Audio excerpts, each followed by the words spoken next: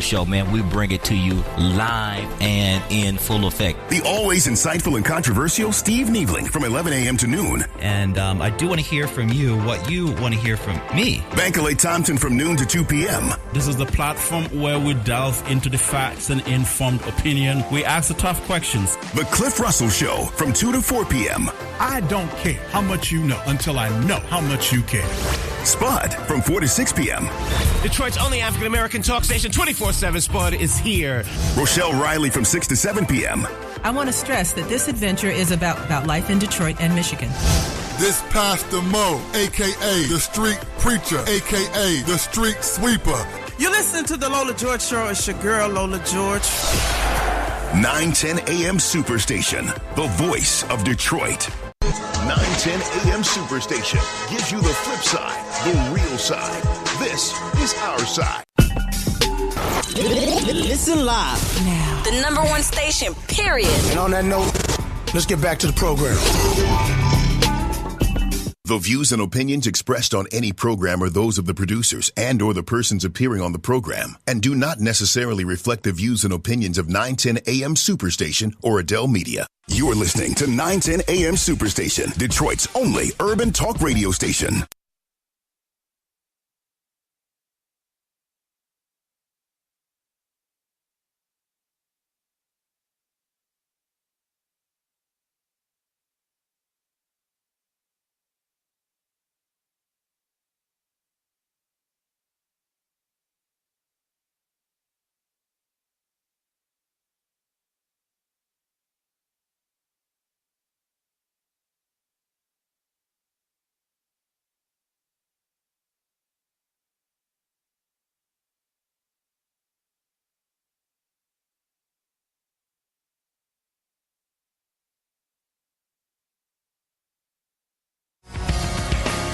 Every weeknight at 9 p.m. is something new and something fresh. This is Todd Corser, and I want you to check out my show. Listen in and call every week as we explore government and hot topics. Tune in, raw and uncut. This is attorney Michael Schwartz at 910 a.m. Superstation, and you can hear me every Tuesday night starting at 9 p.m. Hello, Detroit. This is attorney Crystal Crittenden, and please tune in to my new show, The Truth Matters, on 910 a.m. Superstation. Hello, everyone. I'm Charlene Mitchell, your host of Mind Your Business. Listen to my show live every Thursday from 9 to 11 p.m. I'm Reverend Maya Lisa Reynolds, inviting you to listen to Mama Maya Speaks Friday evenings from 9 until 11 p.m. discussing education, motivation, and inspiration on Superstation 910 a.m. Different names, different voices, but the same energy. 910 a.m. Superstation, the voice of Detroit. Sundays on 910 a.m. Superstation is a collection of personalities like none other. Different names, different voices, but the same energy. Arise and shine, for your light is come. This is Elena Herrera. Good morning, this is Robert Furtado. The Final Call Hour with Troy Muhammad on 910 a.m. I'm Margaret Trimmer Hartley, broadcasting from 11 a.m. till 1 p.m. Hello, this is Angela Moore. Please join me from 3 to 5 p.m. Be sure to catch Doing the D with Alexander Zonchek from 5 to 7 p.m. Listen to your girl, Princess Leah, on the Leah Live Show. Detroit, this is Michael M. Hotel, the African History Network show. This Pastor Mo, a.k.a. the Street Preacher, a.k.a. the Street Sweeper, from 11 p.m. to 1 a.m. Hi, I'm Dr. Sabrina, and join me every day from 1 a.m. to 3 a.m. for Sizzle and Talk. You listen to the Lola George Show. It's your girl, Lola George. It's right here on 910 a.m. Superstation, the voice of Detroit. 910 a.m. Superstation is the voice of the people.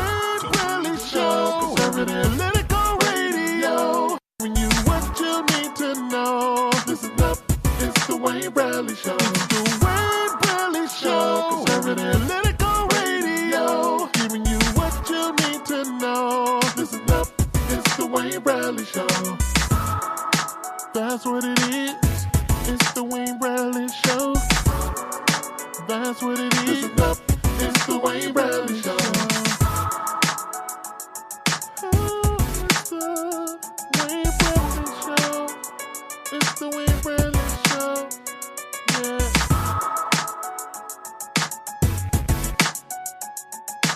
And good morning, Detroit.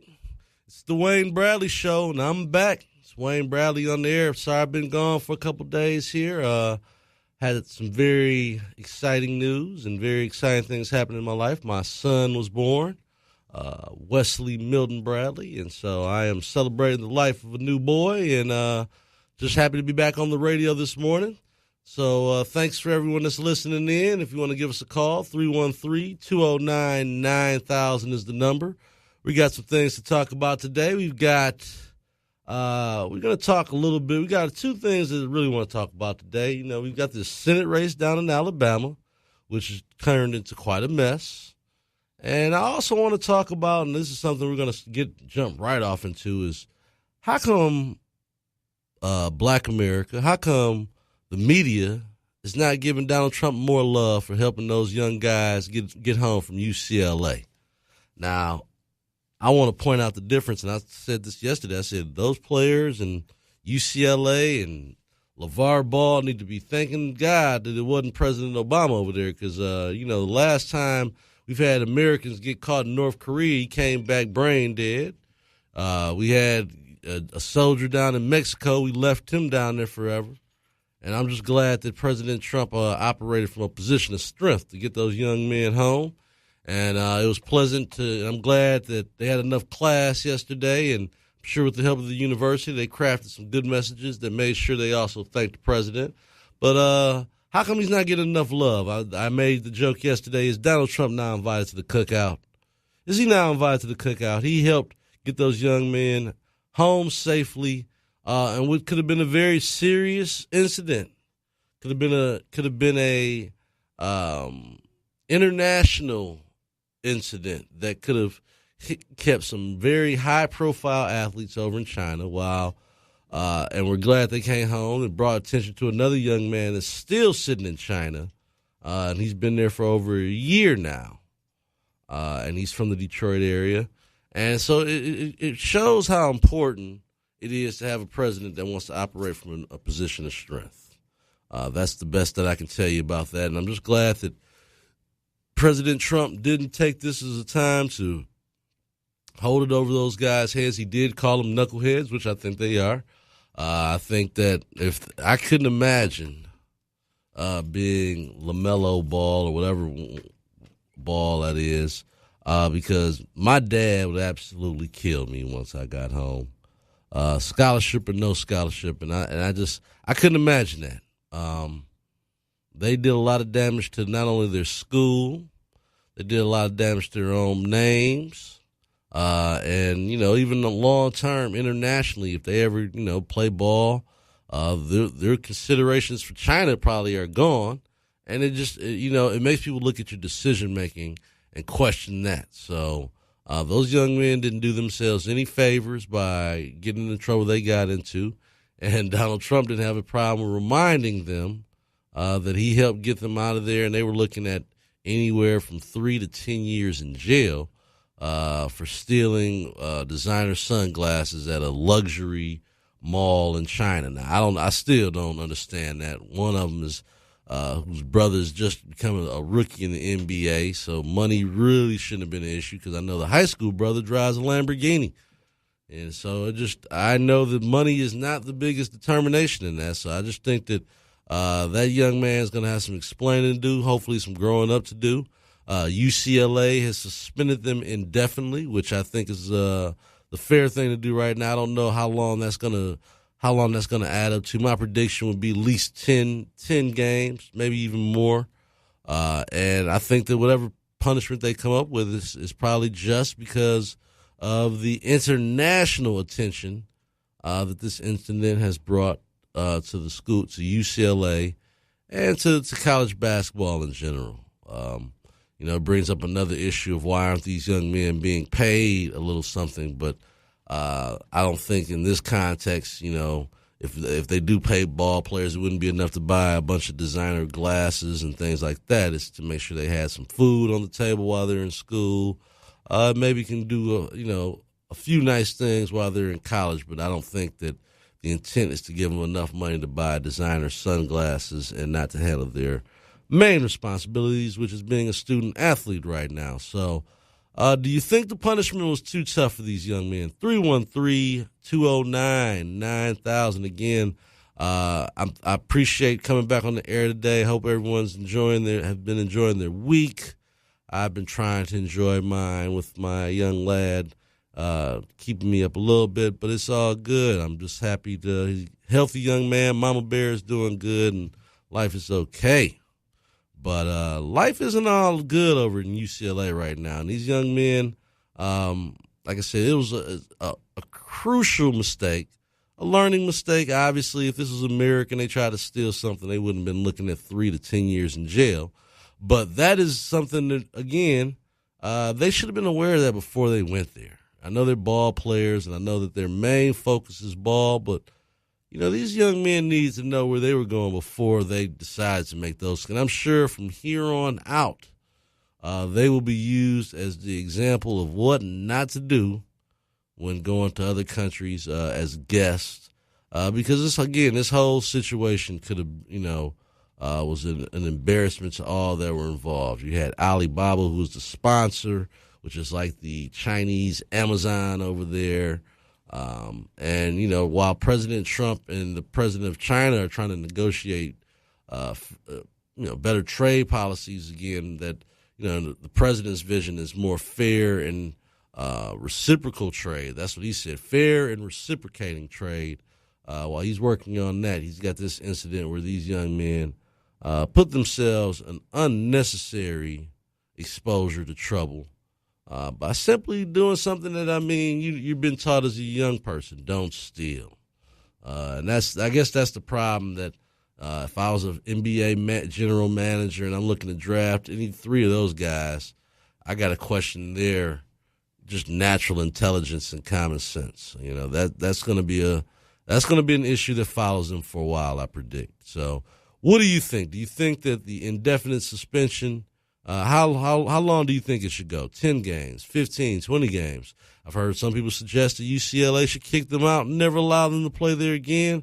I doubt if that happens, because UCLA is rebuilding a program and they're not going to kick one of the ball kids off. I can tell you that now.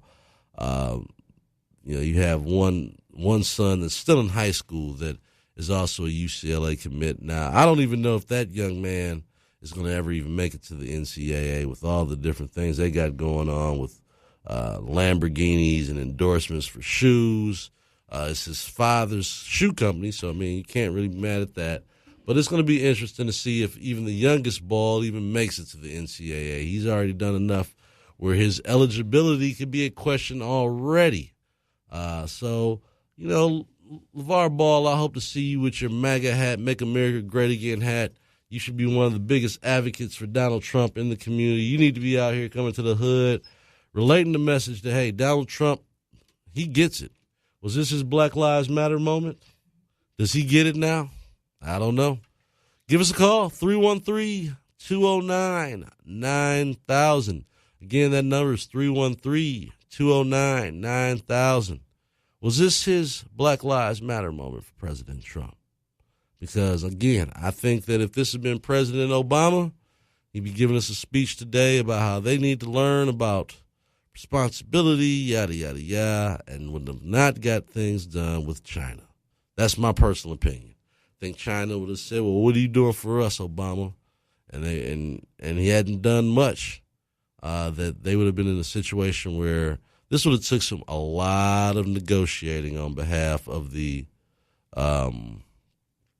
American government, and it was good to see that those young men are home, because I wouldn't want my son, regardless of what he did, I wouldn't want my son stuck in China, trying to figure out, when is he coming home and how's this situation going to be resolved. So, give us a call, 313-209-9000.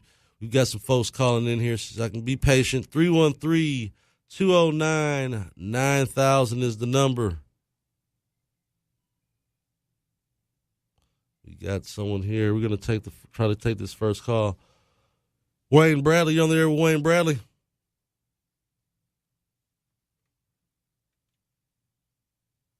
All right. Trying to get to this person here. You're on the line with Wayne Bradley. All right. I'm trying to be patient here. I'm trying to talk to you here. We're having a couple of difficulties trying to bring up this caller.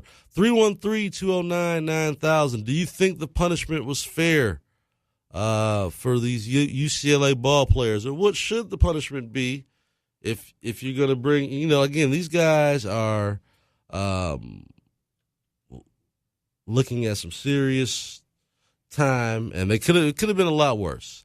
So, I think that indefinite suspensions, and we lost the caller, but give us a call right back. We'll get to you. Sorry about that, caller. Were these punishments fair? And I think that indefinite could only end up being 5-10 games. I think that they're going to let the media, and let the judgment of the people kind of dictate how quickly they get back on the team and how quickly they're playing. But I think that could end up being 10, 15 games. Steve Alford, he's concerned about winning. That's what all coaches are brought in to do. And if he's got players going to help him win, I think eventually they'll get back on the court. But critical error in judgment there, folks. Critical error in judgment. And I hope that these young men have learned what I consider a valuable lesson in diplomacy and decision making. But again, I couldn't imagine at that age, even at 19, 20 years old, I couldn't imagine having to come back home and deal with my father. That's what I think about in those kind of situations. How would my father deal with me? And even at 19, I think I would have some serious repercussions to deal with. Obviously it's not going to be a physical thing at that point, but I sure would hear about it. And I'm sure these young men are hearing about it from their family. Let's go to Chuck, who's on the line right now. Chuck is calling in. Chuck, welcome to the show. Yeah, I want to thank you, Brother Bradley, and for taking my call, and congratulations to you and your lovely wife for your son. Well, thank you. And hope all is well for sure. Yes, sir. Yes, sir. Maybe a little more sleep, but other than that. I want to make a comment on the issue over there in China with the 3 college boys. Yes, sir. Yeah, my thing is, can you hear me there? I can hear you. Yes, sir. Okay, I'm trying to get this phone adjusted. Okay, can you hear problem. me, sir? Yes, sir. I can hear you, Chuck. Can you hear me? Okay, yeah. I had to adjust my phone. We got this upgrade stuff going on, man. I know how it goes. It's just, man.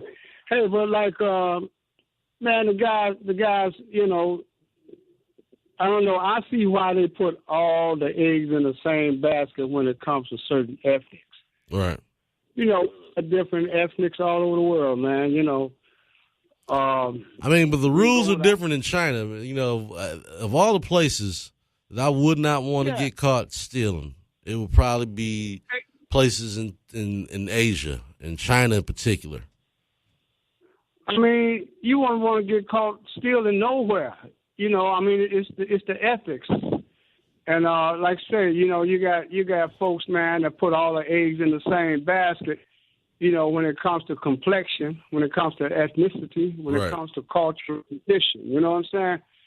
And man, it's they need their ass kicked. Excuse my. No, that's a very fair depiction of what they need. They obviously didn't get it enough when they were little. I'll tell you that, because that would be my knee jerk reaction. Is like, as I'm sitting here as 41, I'm like, man, what will my dad do to me if I would I got caught somewhere like that? Even at 18 and 19, I still would have been fearing, okay, at some point I'm going to have to deal with my old man. 18 and 19, they too grown to hit, because if they want to hit back, some of them want to hit back when they get a certain age, when they get those testicles, testicles, get the rolling around them testicles. They want to hit back, but it's that's why they got penitentiaries. When they put them in the pen, they put them in that pen to do what? Pay attention. Yeah. That's why they call it penitentiary. You dig? How long do you think they should be suspended for, Chuck, or do you think they should even be allowed back at UCLA to play ball? I think they should be suspended enough until they write a telephone book essay on how to act at a certain time and certain place. Mm-hmm. I wouldn't, that's better than spending some time in jail, Oh yeah, I mean, I think that they should do some penitentiary time. Maybe a year, maybe 6 months. Maybe 90 days. But they should be given an assignment. Even if it's just to sweep the streets, or clean up. Clean up. Something to humble these young men, huh? Yeah. Give them something to think about. What they call it when they instead of giving them some time, they give them a job to do. Community service. Community service. There you go. Yep. Yeah, give them about a good year of community service, and that way they won't be walking around sticking their chest out like they did something. And I appreciate President Donald Trump. People gonna say what they're gonna say about anything, cause right.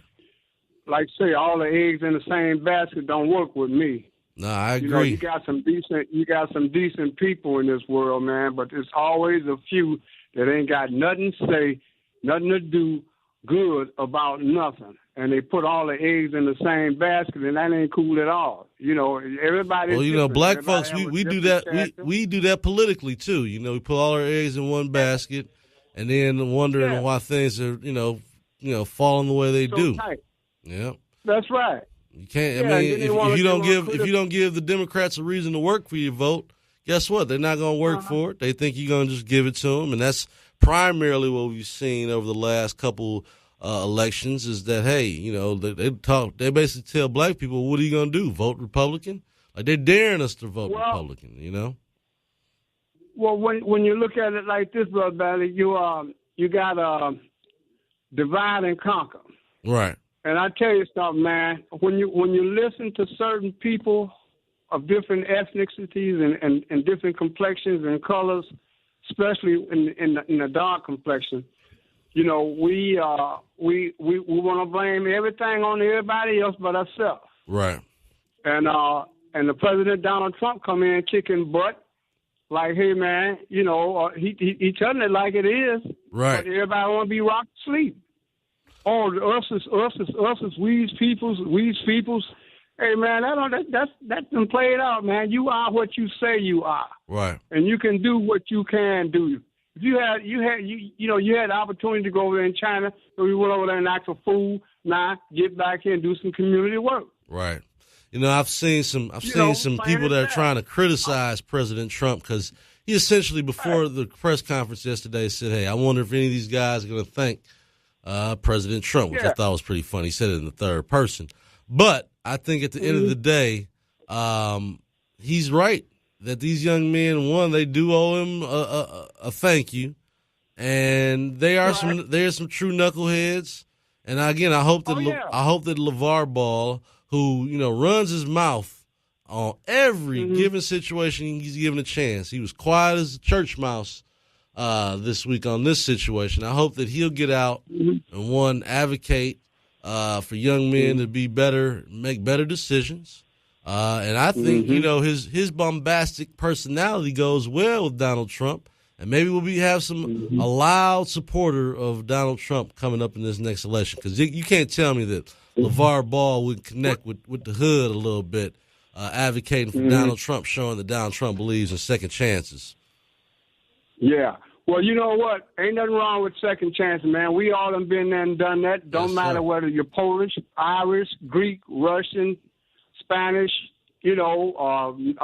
Puerto Rico, African American, however, man. We all been there and done that, and it's time to wake up, man. And President Trump, he ain't playing. No, what he's not. What we supposed to do now? He's supposed to rock us to sleep and spoon feed us? Hell no, man. Nobody want no weak president. And we had enough of that. We had 8 years of that already, Chuck. Yeah, I mean, Donald Trump is a businessman. Right. He's a businessman. He's taking care of business worldwide, and that's cool. He got a what you call it when congressional.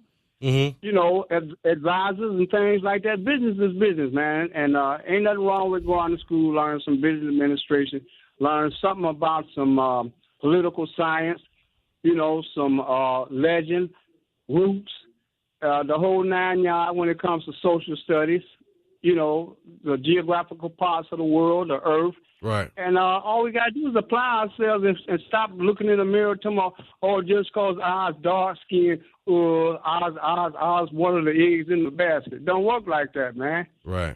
Be what you can be, and just listen to people of all ethnics.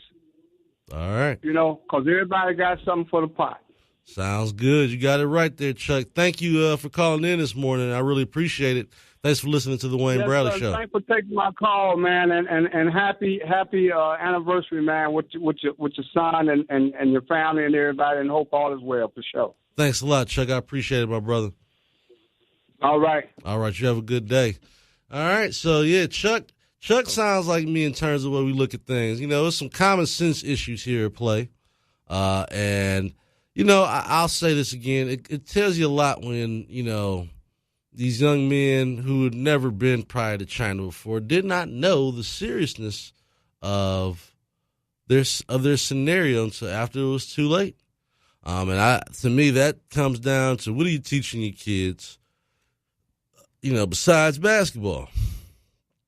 I mean, you know, if you know your kids are great at sports, sometimes I think parents baby their kids. They coddle them. They protect them to the point where they don't know anything about the real world. The only thing they do know is about basketball. And I think in this situation, you know, I always think about when I went on a black college tour when I was in high school, and I got a couple of friends that I'm still friends with to this day. And I remember my dad saying, boy, don't you go down there acting a fool and bringing any embarrassment to my name. If I've got to fly you back home or any of that kind of stuff, it's going to be some real problems. Now, lo and behold, I'm like in 11th grade. I get down to this black college tour. The NAACP, I believe, was the one sponsoring it in Detroit. And, you know, a couple of my friends were doing things that, hey, I knew that I couldn't do while we were down there. And sure enough, a couple guys got in trouble, got sent back home. Their parents had to pay for plane tickets from, like, we were in Atlanta. And all I could think about was like, man, my dad would kill me. You know, I was scared to have fun. I told you, you guys go ahead, man. I'm going to just stay in my room and watch TV because I know if I go out with you guys and get in trouble, my dad will kill me. And I think that's, you know, the fear of my father growing up probably prevented me from doing a lot of things. And I think that's what's missing from a lot of these homes right now is that a lot of these young men don't have, you know, and I'm not going to use that excuse for young Ball because his dad is right there. Just a dumb mistake. Something that, again, they're going to have to live with and make sure it's a learning experience. But, man, I would have been, like I said, even at that age, at 19, I would have thought about, all right, well, at some point, I'm going to have to answer to my old dude. You know, maybe, right now it's the media and it's all this other stuff, which just makes it bigger than just having to deal with your father. But that would be the person I would be most concerned with at that point. And I think that's why I always say is, you know, as young men, you need your father to kind of check and make those boundaries and go, you know, and do things that you know, keep you in line. That's what dads do, you know, and I'm grateful that my dad was able to do that, kept me out of a lot of trouble. You know, I had a lot of friends growing up, you know, in high school that were getting in some serious trouble. And once that started happening, you know, I think my dad or maybe my mom even had to talk with me because, I mean, I had friends, you know, catching some serious cases while we were in high school. And it was all about decision making. And a lot of, you know, some of my friends didn't have a father or, you know, didn't even have a mother that would, you know, be there to help them with these, you know, decision making processes. And it affected them. I mean, you know, and I just think that we need to, you know, pay more attention to that in these urban communities. We always point out a lot of the problems that we have, you know, with violence and unemployment and the job rates. But the root, a lot of these problems come from fatherless homes. I really believe that. I really believe that is the root to a lot of the dysfunction that we see in our community. So we'll talk about that more in the second half of the show. But I do realize that this young man has a father, so that's not a valid excuse for him. And again, we'll talk more about the suspension. What do you think is fair? We're going to talk when we get back, something about Luther, Big Roy Moore and Luther Strange. We're going to talk about all those guys, the U.S. Senate race. So we're going to take a break on the Wayne Bradley Show, and we'll be back. Give us a call. It's 313-209-9000. You listen to the Wayne Bradley Show here on Thursday morning, 9-10 a.m. What you need to know. Listen up, it's the Wayne Bradley Show. The Wayne Bradley Show. Conservative political radio. Giving you what you need to know. Listen up, it's the Wayne Bradley Show. That's what it is. It's the Wayne Bradley Show. 910 AM Superstation is the voice of the people. Don't believe me? Just listen. I listen all the time. Great radio personalities. The new mobile site is incredible. With the visual live feed, this is a whole new level for community broadcasting. I'm also very impressed with the Bible section present both in a written and audio format. 910 AM has really stepped it up to a whole new level. Tune in, call in, and don't forget to find us on social media. Happy Thanksgiving. Hello, this is Angela Moore. Happy Thanksgiving from Cliff Russell on behalf of 910 AM. This is Reverend W.J. Rideout III. Happy Thanksgiving from Henry Payne on behalf of 910 The Superstation. Please enjoy your time with your family and friends. Thanksgiving is a time for love, a time to be grateful for those very special people in your life. What does Thanksgiving mean to me? It means family, it means food and fun, and truly being thankful for all the blessings that we've experienced throughout the year. Thanksgiving to me is all about food. We Paynes, we belly up to the table at Thanksgiving and we eat food. In our case, it's butterball turkeys, cranberry sauce, mashed potatoes. Plans this Thanksgiving? Well, unfortunately, I'll be out of town this year, but I plan to eat plenty of leftovers when I come back to town. Favorite Thanksgiving moment is the same as my worst. 50 years ago on Thanksgiving Day, my dad took me to my first Lions game at Tiger Stadium where the Lions took on the Los Angeles Rams. The bad part is they lost. And happy holidays, everybody. Happy holidays. Every weeknight at 9 p.m. is something new and something fresh. This is Todd Corser, and I want you to check out my show. Listen in and call every week as we explore government and hot topics. Tune in, raw and uncut. This is attorney Michael Schwartz at 910 AM Superstation, and you can hear me every Tuesday night starting at 9 p.m. Hello, Detroit. This is attorney Crystal Crittenden, and please tune in to my new show, The Truth Matters, on 910 AM Superstation. Hello, everyone. I'm Charlene Mitchell, your host of Mind Your Business. Listen to my show live every Thursday from 9 to 11 p.m. I'm Reverend Maya Lisa Reynolds, inviting you to listen to Mama Maya Speaks Friday evenings from 9 until 11 p.m. discussing education, motivation, and inspiration on Superstation 910 a.m. Different names, different voices, but the same energy. 910 AM Superstation, the voice of Detroit.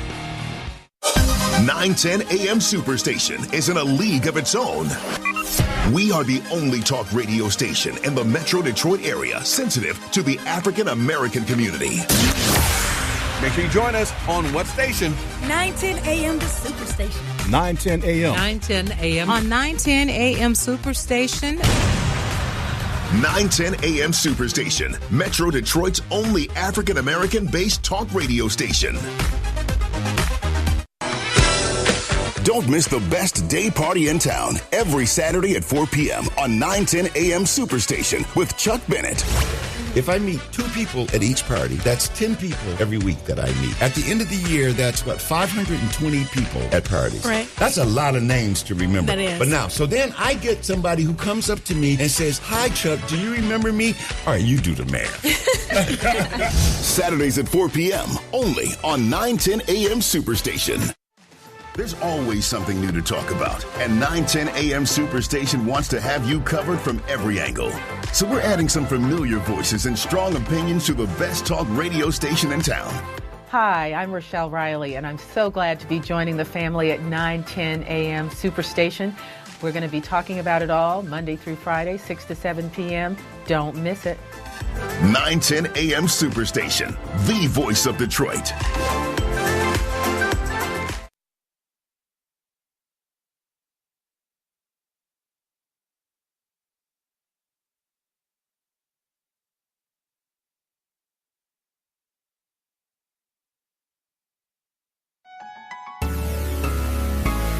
the Wayne Bradley Show. Conservative Political Radio. Giving you what you need to know. Listen up, it's the Wayne Bradley Show. It's the Wayne Bradley Show. And welcome back to the Wayne Bradley Show here on 910 a.m., your superstation. We were talking Donald Trump and the freeing of those UCLA ball players, and they came home and had a press conference yesterday, and they did thank Donald Trump and the U.S. government for helping work on their release. And I guess some people had a problem with the fact that Donald Trump made a point of them saying, are they going to thank President Trump? And I think that because of all the negative press he gets for so many things, it's unfortunate that he had to even tweet that out.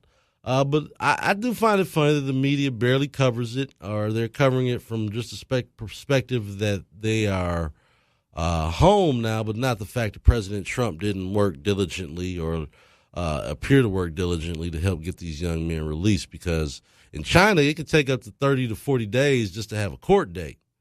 And so diplomatically, these things were definitely done through the diplomatic channels to get these young men home. And I think that, again, their suspension should be anywhere from 10 games on up, depending on, again, how the media and how the fans and folks treat them. But I think that, a lot of it will be dictated on how the media covers this. So, let's get a little bit into Sweet Home Alabama. Oh, Alabama, Alabama. Now, I want to say this. I know there's some people that are listening, and I've said this a few times now. I know it might confuse some of those Alabamans down. And if I got any of my friends from Alabama listening in this morning, streaming live or anything, I hope this doesn't offend you guys. But, you guys had other choices. You had someone, Roy Moore has said and done things that a lot of other people wouldn't have never been able to run for Senate in the first place. Some of the things he said. He has said that obviously he was, disbarred from being a Supreme Court judge, I think it was, because he refused to marry gay couples. He said that a Muslim should not be allowed to serve in the U.S. Congress. And apparently, it's taken all these different allegations from 30 to 40 years ago to maybe make some of these Republicans and folks back away from this guy. He was never the choice of what they call the establishment. They had chose Luther Strange, which, to me, obviously was a safer pick. Roy Moore has, from his days of fighting for traditional marriage, has grew his own base of folks and supporters that will support him, religious leaders and faith-based leaders, which I don't have a problem with. But I do have a problem with faith-based people and leaders attaching themselves to someone who truly, and everyone's a sinner. And I think that that's something, people always say, he's doing.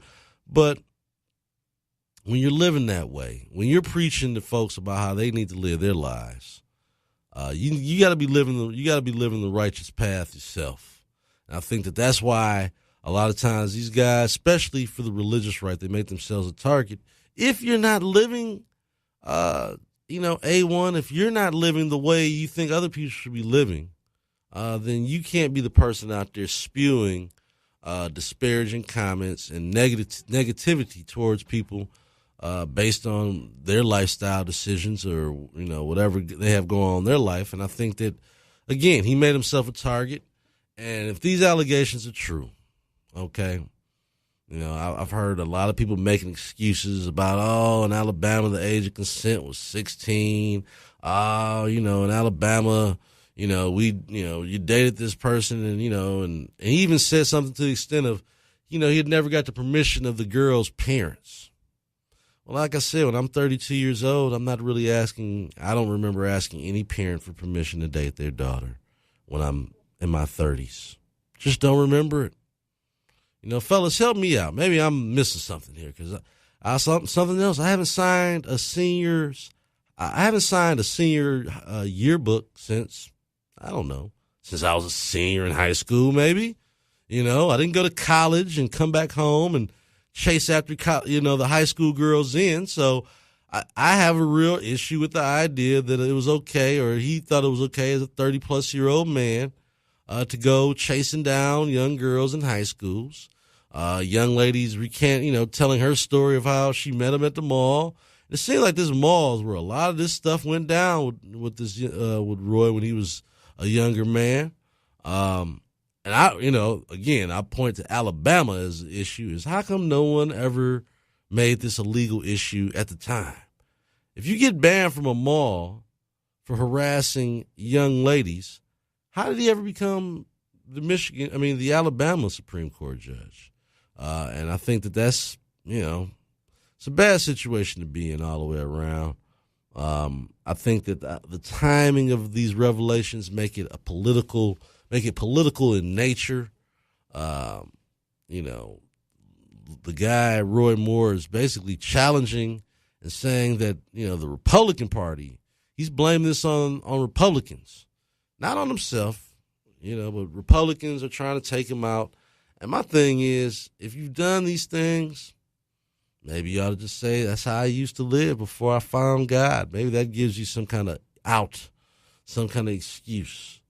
But, people don't just make up all of this, this is becoming a Bill Cosby epic proportions where, every day there's some new victims speaking up. And so it makes you wonder, why did people not say anything before? But if the law is not getting involved, which is what I'm pointing at and saying, well, where's the law been in all this time? These young ladies probably weren't going to be comfortable speaking up, maybe at that time, things were different in Alabama that, if you were a 32-year-old, you could get the permission of someone's parents. I don't see it happening. And there was a story of one woman that said she told him, I can't go out with you. My dad wouldn't approve. This dude calls up to the high school and asks for the young lady, and they call her to the office. And here's Roy Moore on the phone like, what's up? Let's go out on a date. Something wrong with that, folks. Something wrong with a guy that goes after, when you're in your 30s and you're chasing after 14 and 15-year-olds. No defense of that. Like I said, I have a daughter. And these things help form some of my opinions about these things. I have a daughter. Got 2 daughters. And I couldn't imagine signing off, giving permission to some grown man to take my daughter out, knowing that that's, he's after something. And it's nowhere in the world I'm signing off on that. So I don't know what's going on down in Alabama. If you're from Alabama, help me out. Help me understand, folks, because all this sounds crazy to me is that it went on for as long as it did. It was accepted. It was one of those whispering things like, he likes little young girls. And, I have a real problem with that in our community. And that ain't our community right there, because in the hood, we deal with those kind of things. And there's guys in the neighborhood that go after young girls. And we don't, hold them up, and we don't sit there and, say, oh, well, they just like young girls. And we're talking 30s. These guys old enough to be there, these are girls young enough to be his daughter in the first place. So maybe that was a problem that he had dealt with. Maybe he should come clean about that.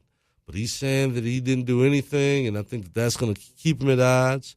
You have some polls in Alabama that show that he's down already 12 points, but you have some polls that show that he's up. And I will say that there are people that I've been seeing on social media that are continuing to stand by Roy Moore. I've seen religious leaders say that they're going to stand with Roy. And that puts those gentlemen in a very, very tight situation. I think that I would not want to be a pastor having to defend any of this or try to, make sense of it all to whether it be my flock. But again, I've seen, pastors be accused of stuff, and people will continue to defend their pastor.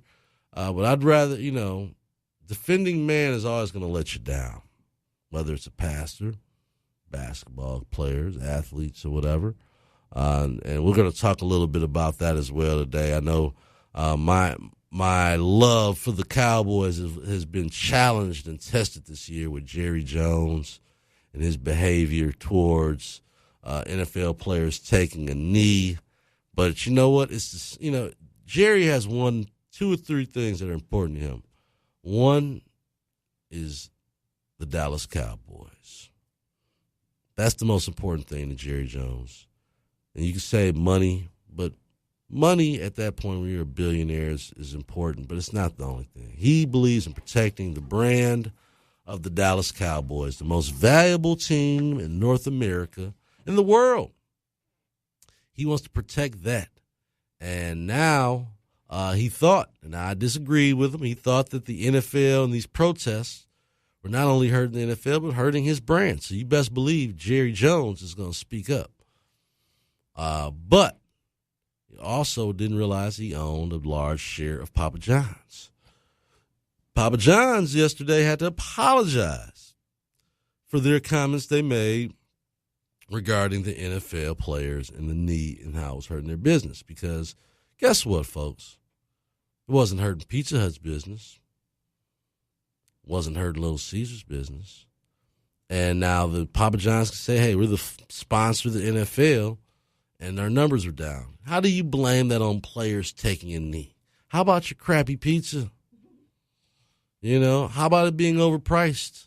You know, people joke like, well, you know, I saw you eating some Little Caesars. Well, Little Caesars pays like it weighs. Costs $5 for it.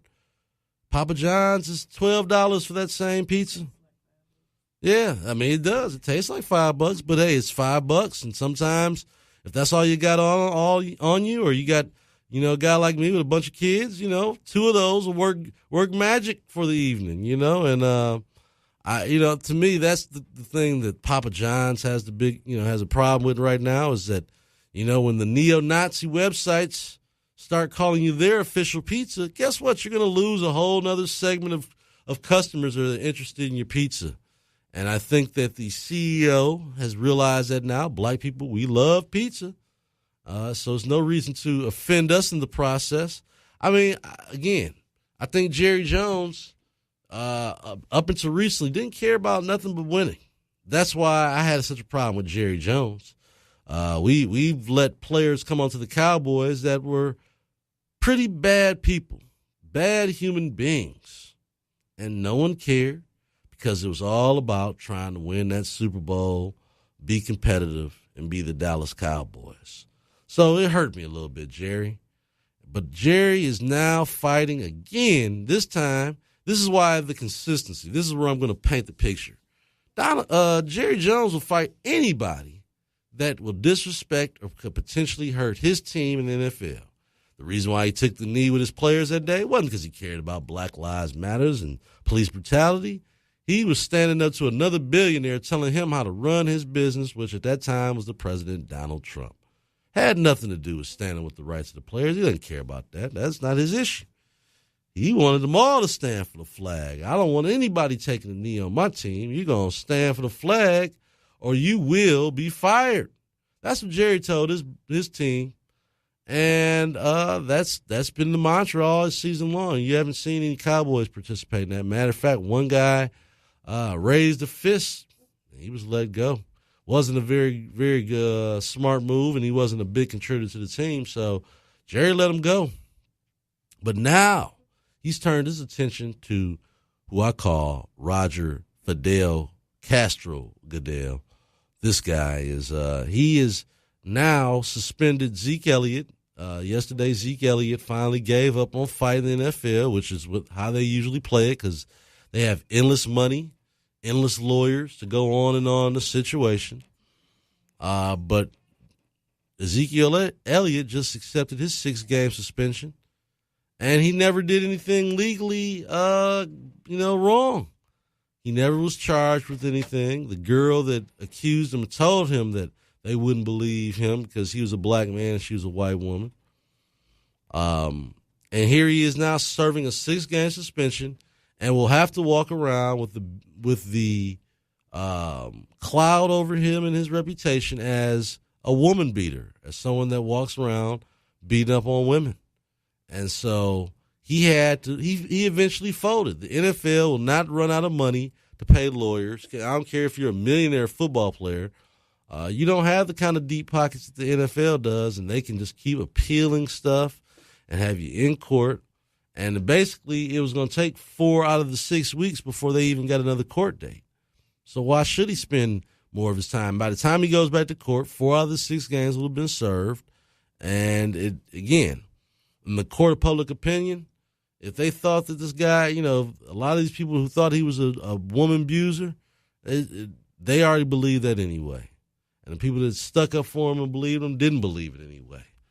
So at this point, serve the sentence and get it over with, and let's get back to playing some football. And that's the kind of same thing that Brady went through dealing with Deflategate. The NFL has one person that makes all their decisions, and they've got to change that policy. So let's go to Esther on the line. Esther, welcome to the show. Hi, Wayne. Hello, how you doing this morning? Okay, Wayne, you were talking about the issue of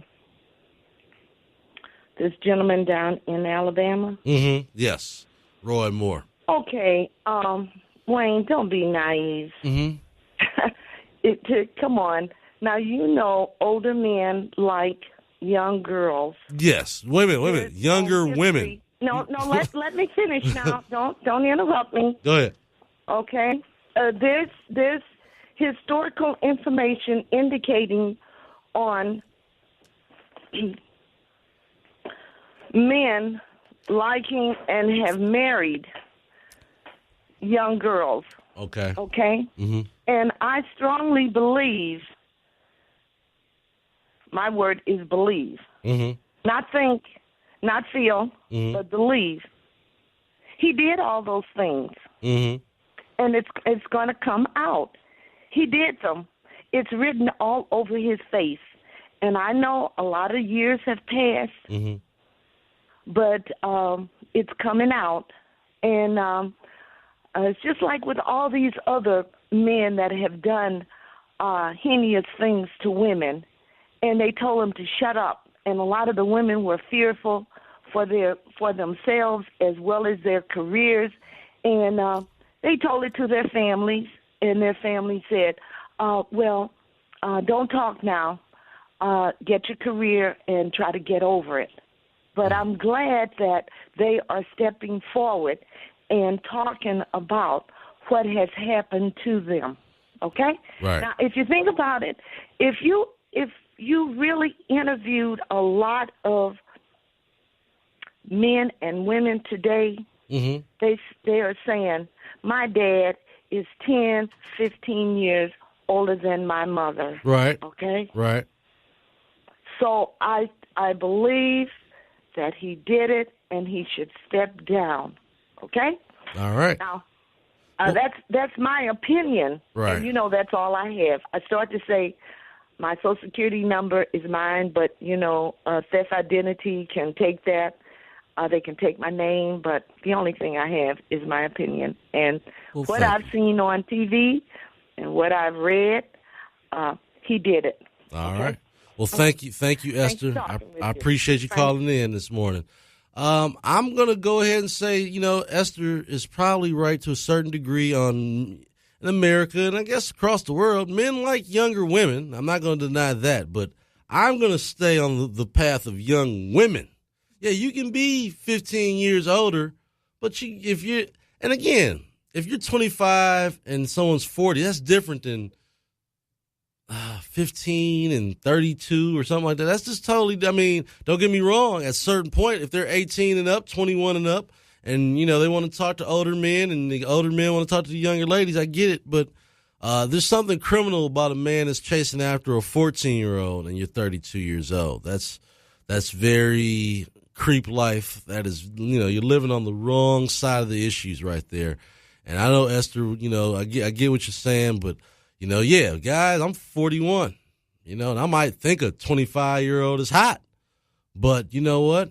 When I was 33 years old, I wasn't patrolling the high schools looking for chicks that in that age bracket. It just, to me, is a bigger problem. And I don't know how Alabama, let that slide. I don't know how he made the Supreme Court if these things are true. And if all these folks seem to understood and knew that Roy had a thing for the young ladies, I don't know how they let that slide. Let's go to Joe, who's on the line. Joe, thank you for calling in.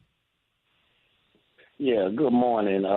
This is one thing I'm going to ride on her coattail for a minute, but that's in the white man's nature to tell the truth about it, because I was overseas with them.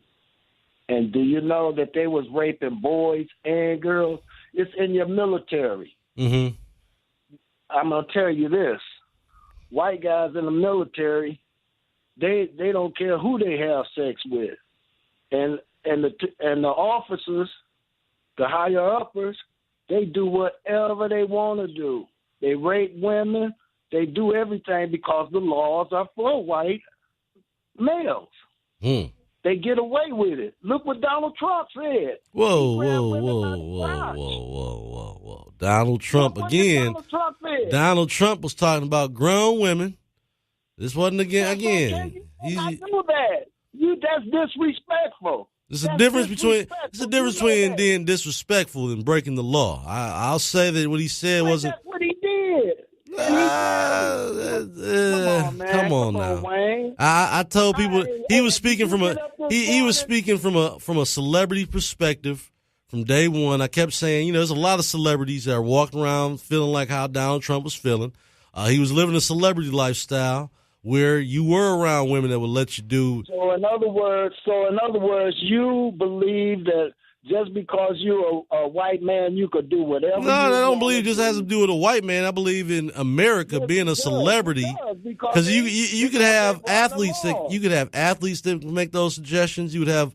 I mean, this is again. There's a difference between. It's all about the money, man. Right there, you go. It's all about who got the money. And a lot of times, and so what Trump is saying is, when you have the money, the ladies let you do what you want them to do. I won't go there. He's a rapist. Come on, Come on, man. Come on now. You can't. Come on, man. You can't. You just can't make those. You can't make those kind of allegations without. I mean, again. He's a rapist. All right. Hey, man, I've been around. I've been around him, man. Mm-hmm. Well, I mean, like I said, I think that we can't make those can't just put that allegation on every white man or every person like that. But I do appreciate your experience. 90%, buddy. 90%. Interesting. All right. Well, thank you, Joe. That's why I don't go to the sports venues, because 90% of them is racist up in there. So you don't go to a sporting event because of the people there? You think they're racist? That's right. I do not want to be around them because trouble comes with it. Let them drink. Uh-oh. Yeah, I get it. I tell all black guys, get out of the military because it's not for you. We the only people that could go fight for everybody in the world, but we won't fight for our own people. Interesting. Well, Joe, I do appreciate your commitment and service to the military, and that's an interesting perspective that you have right there. I tell every black guy, leave the military alone, because these white folks do not care about black people. Because if they did, we wouldn't be in this situation.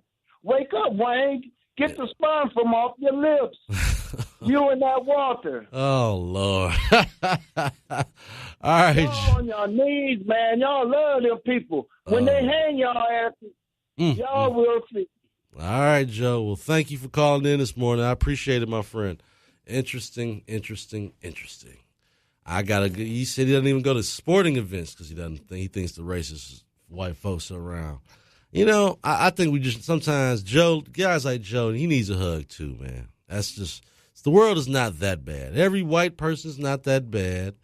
I don't understand how me, and my boy me and Walter always getting thrown under the bus out here on 9:10 a.m. What's up, Walter? If you're listening, and good morning, my brother. These situations, again, of course, people always try to bring President Trump into it, which we'll talk about more after the break. we got Rodney. We're going to come back to you, Rodney, when we come back from the break. I don't want to rush you going to the break here. So we're going to take a break.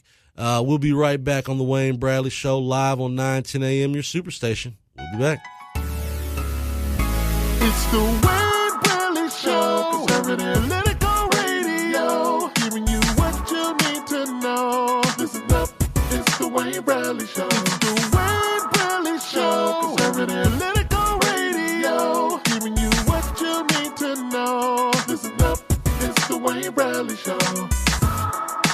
That's what it is. It's the Wayne Bradley Show.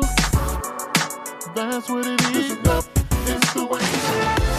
always something new to talk about, and 910 AM Superstation wants to have you covered from every angle. So we're adding some familiar voices and strong opinions to the best talk radio station in town. Wake up, Detroit, with the Wayne Bradley Show every morning from 5 to 7 a.m. Start your day off with the right perspective. The Wayne Bradley Show. From 7 to 9 a.m., we'll have the editor for the Detroit News, Nolan Findlay. This is the most volatile time in the country in my professional career.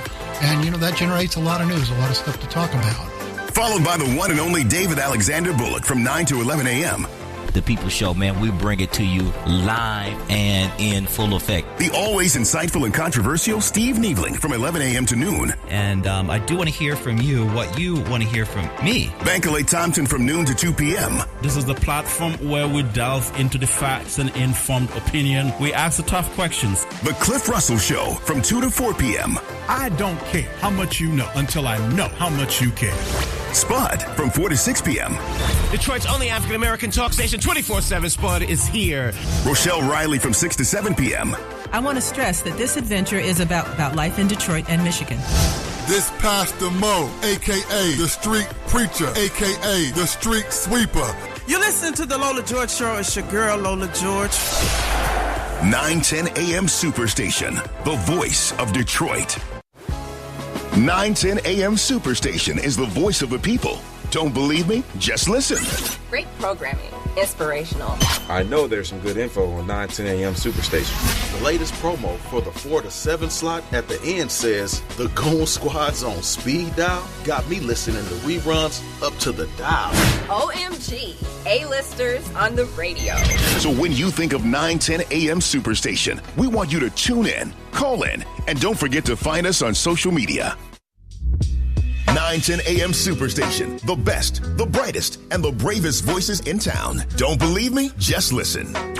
I believe that we have been betrayed by our history of racism in this country because we have never dealt with it. We have never talked about it. We have never tried to remedy the ravages of Jim Crow and black codes and racism and what we've gone through in this country. We've tried to ignore it and act like it didn't happen, and it doesn't go away. That's why you have so many cops shooting and killing all these black folks. They think it's okay. We've never addressed these issues in this country. And as we move forward, as we see all types of incredible things happening in this country, then I would like to see, well, I don't know if Donald Trump would ever do it, but we'd like to see from the highest branches of government, of business, of religion, of television, of everything else, we need to deal with our history of race in this country and move forward. 910 AM Superstation, giving you exactly what you need. 910 AM Superstation has arrived, and we're here to stay.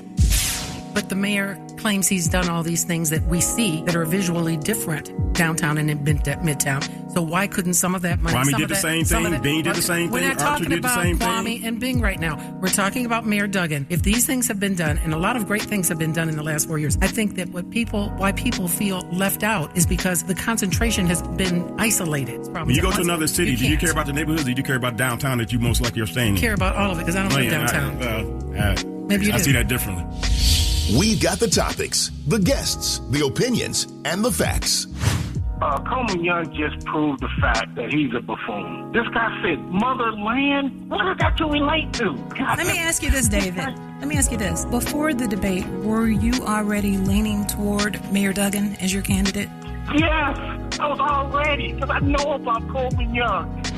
Catch it all right here on 910 AM Superstation. Don't miss the best day party in town every Saturday at 4 p.m. on 910 AM Superstation with Chuck Bennett. If I meet 2 people at each party, that's 10 people every week that I meet. At the end of the year, that's 520 people at parties. Right. That's a lot of names to remember. That is. But now, so then I get somebody who comes up to me and says, "Hi, Chuck, do you remember me?" All right, you do the math. Saturdays at 4 p.m. only on 910 AM Superstation. We're the hottest station in town. Whatever you need, it's right here on 910 AM Superstation. The most powerful voices in the urban community. 910 AM Superstation gives you the flip side, the real side. This is our side. Listen live now. The #1 station, period. And on that note, let's get back to the program. You're listening to 910 AM Superstation, Detroit's only urban talk radio station. It's the Wayne Bradley Show. Conservative political radio. Giving you what you need to know. Listen up. It's the Wayne Bradley Show. It's the Wayne Bradley Show. Conservative political radio. Giving you what you need to know. Listen up. It's the Wayne Bradley Show. That's what it is. It's the Wayne Bradley Show. And welcome back to the Wayne Bradley Show, live on 9:10 a.m., your superstation. Good morning, Detroit. Back on the air here again, and just want to let everyone know just had my son a couple days ago, so welcome to the world, Wesley Milton Bradley. Happy to see my boy healthy and doing his thing. Him and mom are healthy, so sorry I've been gone for a couple days there, but I'm back, and let's see here. We are talking, we're going to bring Rodney. We're going to bring Rodney on the line. Rodney, thanks for calling in. Wayne, how you doing? I'm all right. How you doing? Didn't Strom Thurmond get a black girl pregnant? How old was she? I'm not sure. You tell me, Rodney. What is it? He got one pregnant, didn't he? I'm not sure about that. He did. Yes, he did. He got one pregnant. And how is that? And so does that make what Roy Moore did okay, or what are we saying here? I just want to know how old she was when he got her pregnant. I don't know. Like I said, I don't keep up on pedophile stats, man. But all I know is that if you're wrong, you're wrong. You know, to me, this is not about party or anything like that. Obviously I'm a Republican, but I mean, I'm not in the business of defending folks to do stuff like that, and I would hope most Republicans wouldn't be doing it either. Yeah, okay. All right, thank you, Wayne. All right, Rodney. All right, so now that's an interesting perspective. Some folks are using what other people have done. Look, I don't care what other people have done. It doesn't make it right. Flat out. I get it. Everything's going to be political. But I don't understand, when something's wrong, just speak up, folks. Just speak up. That's all you got to do. You don't have to defend wrong. And in that situation, what's been going on here, that's wrong. In my book, I don't know what, like I said, maybe in Alabama things are just different. I'm a proud Yankee at this point, but I don't understand that. I've got this interesting interview clip that I'm going to let some folks hear when we get a moment here. But culturally, I'm starting to really think maybe, now listen to this. This is probably one of the more disturbing things I had heard during these last couple of days of people who are trying to defend Roy Moore, is that I actually heard, and this is a guy who I consider pretty heavy with his faith, but he's a conservative. He's a Roy Moore supporter in some ways. He said that, now brace yourself for this. He said, that Joseph hollered at Mary when she was 14 years old and got her pregnant. He was a carpenter already. I said, what kind of? So now we're going to, are we comparing Roy Moore with the birth of Jesus and Mary and Joseph? Are you serious? And so it blows my mind to the length that people are willing to go through to defend wrong. That's all it is. Making excuses for wrong. And, again, I don't know what Strom Thurmond or whoever has to do with what Roy Moore is being accused of. But I'm going to let you hear a little bit of this. We're going to go in a minute. We're going to go back and forth on this interview here. We ready? Are we ready for that? Listen to this quick interview, one of Roy Moore's supporters, I guess you want to call them, or surrogates, as he's on MSNBC. I want you to listen to this. Go ahead. If Roy Moore doesn't remember, how could he say that it's definitively false? And number two, why would he need permission from any of these girls' mothers if they weren't underage? Sure, that's a good question. And culturally speaking, obviously there's differences. I looked up Allie's background there. Wow, that's awesome that you have got such a diverse background. It's really cool to read through that. But point is this: what does Allie's background have to do with dating a 14-year-old? I'm not finished with the context of it. Well, please answer. What does Allie Velshey's background have to do with dating children, 14-year-old girls? Sure. In other countries, there's arrangement through parents for what we would refer to as consensual marriage. So Allie's from Canada. I understand that. And Allie's also spent time in other countries, of which I've gone to. So it's not a bad thing. I don't know where you're going with this, Trenton. Stephanie, here's to answer your question. So he said no, so he answered no. And then he went on to say his process would be before he date anybody, whether they're 25, 35, or whether he doesn't know their age, he would ask the mother's permission. So he actually answered no. There's no inconsistency in that. And I stand by the answer. To me, it's the most proper answer. When I begin to court my wife. I have not spent time in Alabama, and that is your community. You have young daughters. Sure. If your daughter was 14, would you think it's appropriate that she date a man in his 30s? Would you think it was normal that a random man sign her yearbook? I would say no. If someone came to me like what was postulated there and said, may I date your daughter, don't know her age, I would say no. Just like my wife and I, we initially, when we courted, did not know each other's age. I was 29 at the time, and she was 21, and she thought I was 40. I guess my hair has fallen out a little more than I would like to acknowledge when I look in the mirror. But point is this, I wasn't sure how old she was, and he laid out a very clear, culturally acceptable process to get permission of a parent. Sometimes you ask the age as you're courting. Sometimes you wait until you talk to a parent. But a lot of girls said no, so at that the was age his of answer. 14 haven't even hit puberty. So there's a very big difference between 14 and 15 and 25 and 35. 14 years old, that's a child. I understand what you're saying.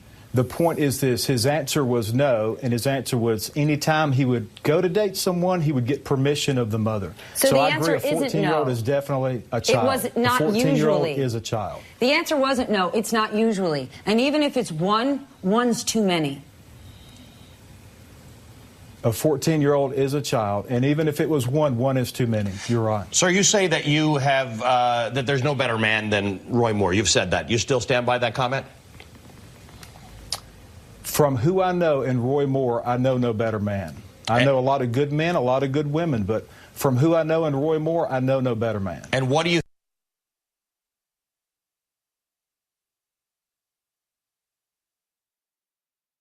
All right, now there you go. Now it's not that often I side the liberal media guys interview them, but I'm on the same page with that one. Like, I don't know what's going on in Alabama, where this is the norm, where people would try to explain exactly what's going on here.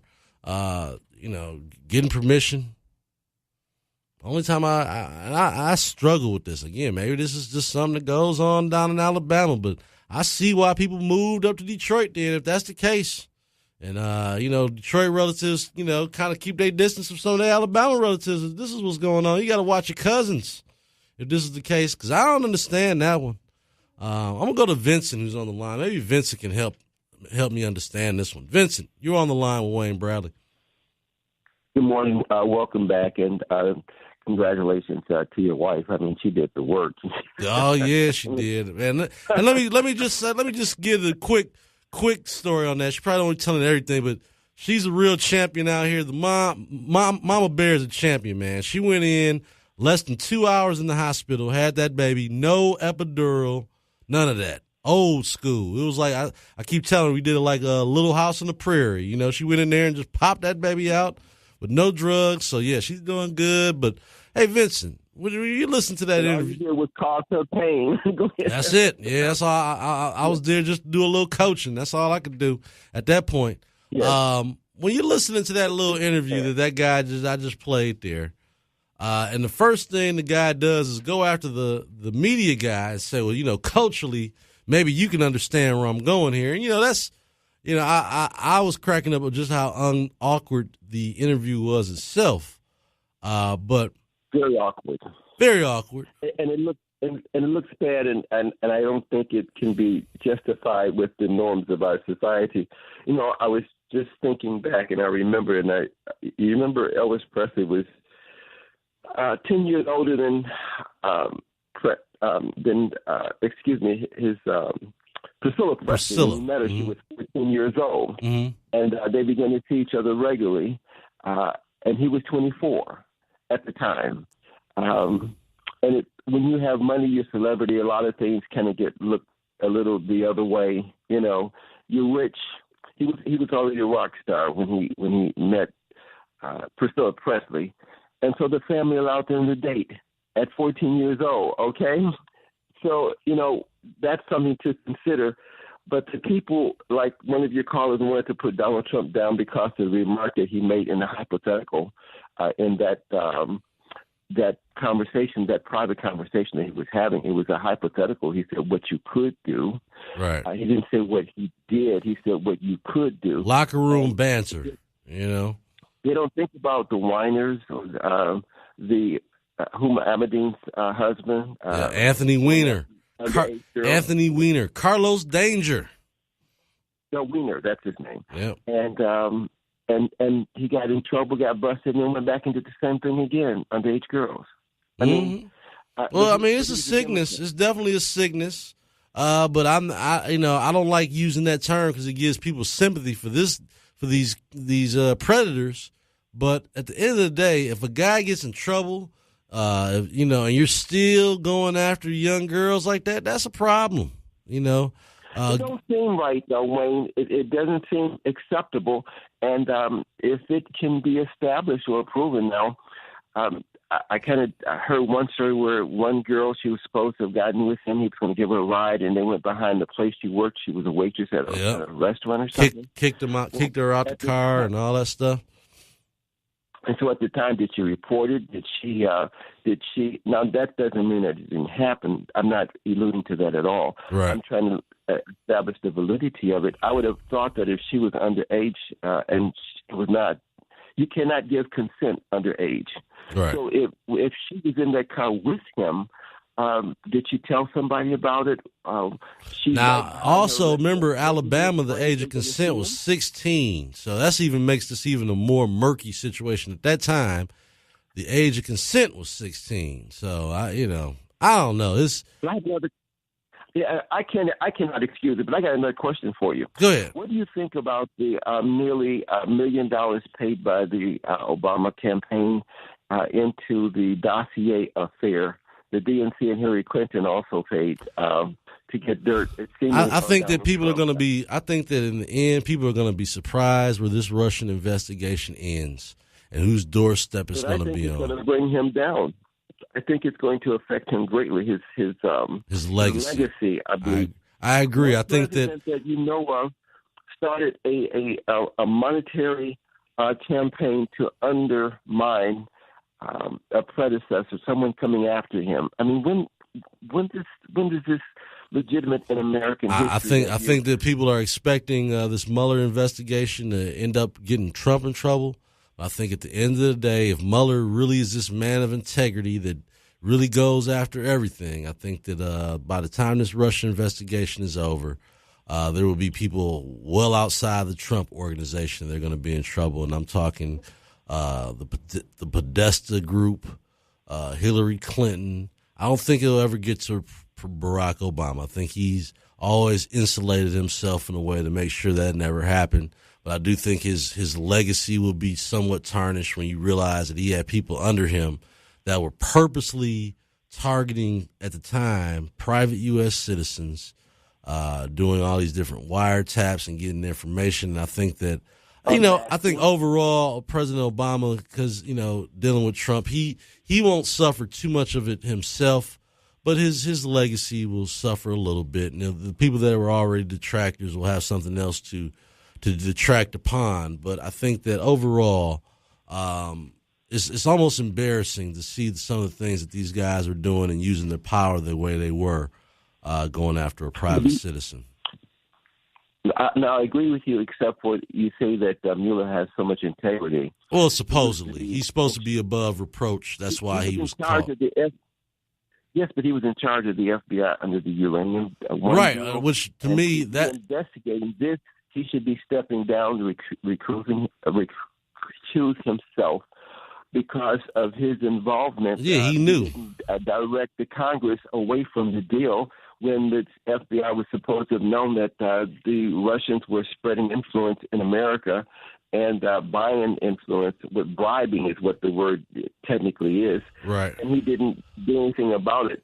In that regard, I mean, I think his integrity is kind of slipping a little bit when he doesn't step down, when he's investigating himself, his involvement. And he's not going to want to display or convey his involvement in that uranium one deal. I agree. As it continues to go further and further. It didn't start out that way, but that's certainly where it's going.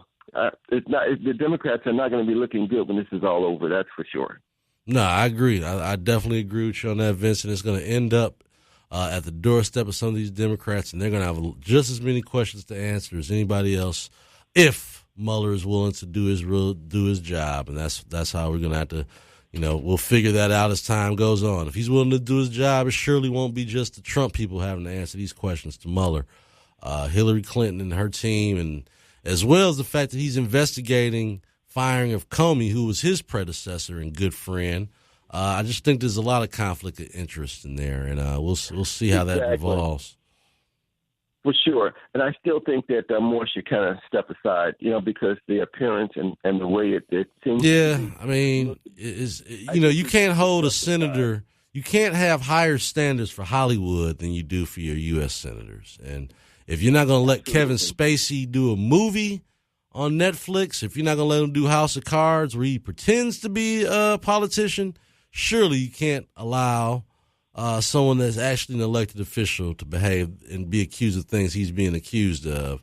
And, I agree with you. Go higher. The bar has got to be higher for our elected officials than it is for Hollywood actors. So that's where we got to look at it from that perspective. And I shall continue to listen for the next caller to come on board. Thanks so much, Vincent. I appreciate it. Appreciate you calling in today. You're more than welcome. Congratulations again. Thank you so much. All right. And so like I said, maybe there really is this cultural thing going on in Alabama that I didn't know about, but I'm going to ask more people. I'm going to put out that today on my Facebook and ask some of my Alabamans, about, is this a cultural thing? Like, I was saying this like the other day. I wouldn't let LeBron James come holler at my daughter. And she's 14 years old. And LeBron's 32, and he's worth almost $1 billion. But guess what? I'm not forking my daughter over to you, bro. Just not happening. I don't understand. Like, I guess, he's famous and yada, yada, yada. And I just couldn't see. Now, if my daughter was 17 and her boyfriend was 19 or 20 because they knew each other from high school or they grew up in the same neighborhood, that's about as far as I'm going over this age thing. 2 or 3 years. But 10, 15 years and my daughter's, in high school or 17, 18 years old, no. Care how much money you got. You're not taking my baby girl. I'm not offering my baby girl up on a silver platter to some guy with some money. Just doesn't work like that. I just, I don't get it. Maybe if I was from another country where, that long as you have the funds to take care of my daughter, that's the only thing that matters, then maybe if you're making your life decisions that way, I guess. But I still would not want a 32-year-old rich guy. I wouldn't hand my 14-year-old daughter over to him. It's just not happening, And I just don't understand that. I don't understand that way of thinking. I've got 2 daughters, and I just could not imagine that scenario where I would find that okay, and it just frustrates me and confuses me at the same time because I just could not imagine me signing off on something like that. And if I found out one of their mothers was signing off on that, we'd have problems, it's one thing, like I said, if she was 17, the guy's 19 or 20, okay. If she was 14 or 15 and he was 17, I'd have a problem with that. 14 years old, you're still a little girl. You're still learning, developing, whatever you want to call it. And I don't need any grown boys, 17, 18 years old who only have one goal and one mission, trying to chase after my little baby girl. And so I damn sure wouldn't do that for a grown man at 32. Just, folks, we got to pray for folks. In Alabama, I pray for y'all. I hope y'all get this right. I don't know what's going on down there. it's the Southern culture stuff, I guess. I refuse to put that on everybody down south. I just can't do that. Can't swipe all of y'all with this. But Alabama, y'all need to get it together. I want to point out one other thing, and this is the irony of it all, is that Donald Trump did not endorse this man. He endorsed Luther Strange. So now all of a sudden, the one time y'all don't listen to Donald Trump, Alabama, y'all pick this guy. Could have made your lives a lot simpler by just listening to Donald Trump on this issue. You listen to Donald Trump on everything else. What he says goes amongst most of the Trump publicans. I don't even call them Republicans anymore. Trump publicans. If he tells you to vote for a certain thing, or he tells you how to feel, if he tells you that NFL players are SOBs, it appears to me that a lot of people believe they're SOBs. You say that, we need to keep the monuments. You got guys in Michigan willing to argue with you about the monuments. But he tells you to vote for Luther Strange, they go with Roy Moore. Y'all picked the perfect time not to listen to the man. That's what I was saying. I don't get that. It was an easy choice. He told you who he wanted you to vote for to help his agenda. But you go for the guy that's even wilder than that. And I know, like I said, I've got some friends I consider pastors and mentors who think so highly of before all these allegations anyway, they thought very highly of Roy Moore because of his stand for traditional marriage. Which again, I've grown up in a very conservative Christian background where I can understand championing that and being proud of that. But if you're going to be doing that, you better be living right on your own. I tell you that, folks, because you will become those targets of these people. And when you're living like that and you got that kind of dirt on you, like I said, I don't feel any pity for Roy Moore, and he's fighting it. He won't back down. He's learned from Donald Trump, but I keep telling people, everybody can't do what Donald Trump does.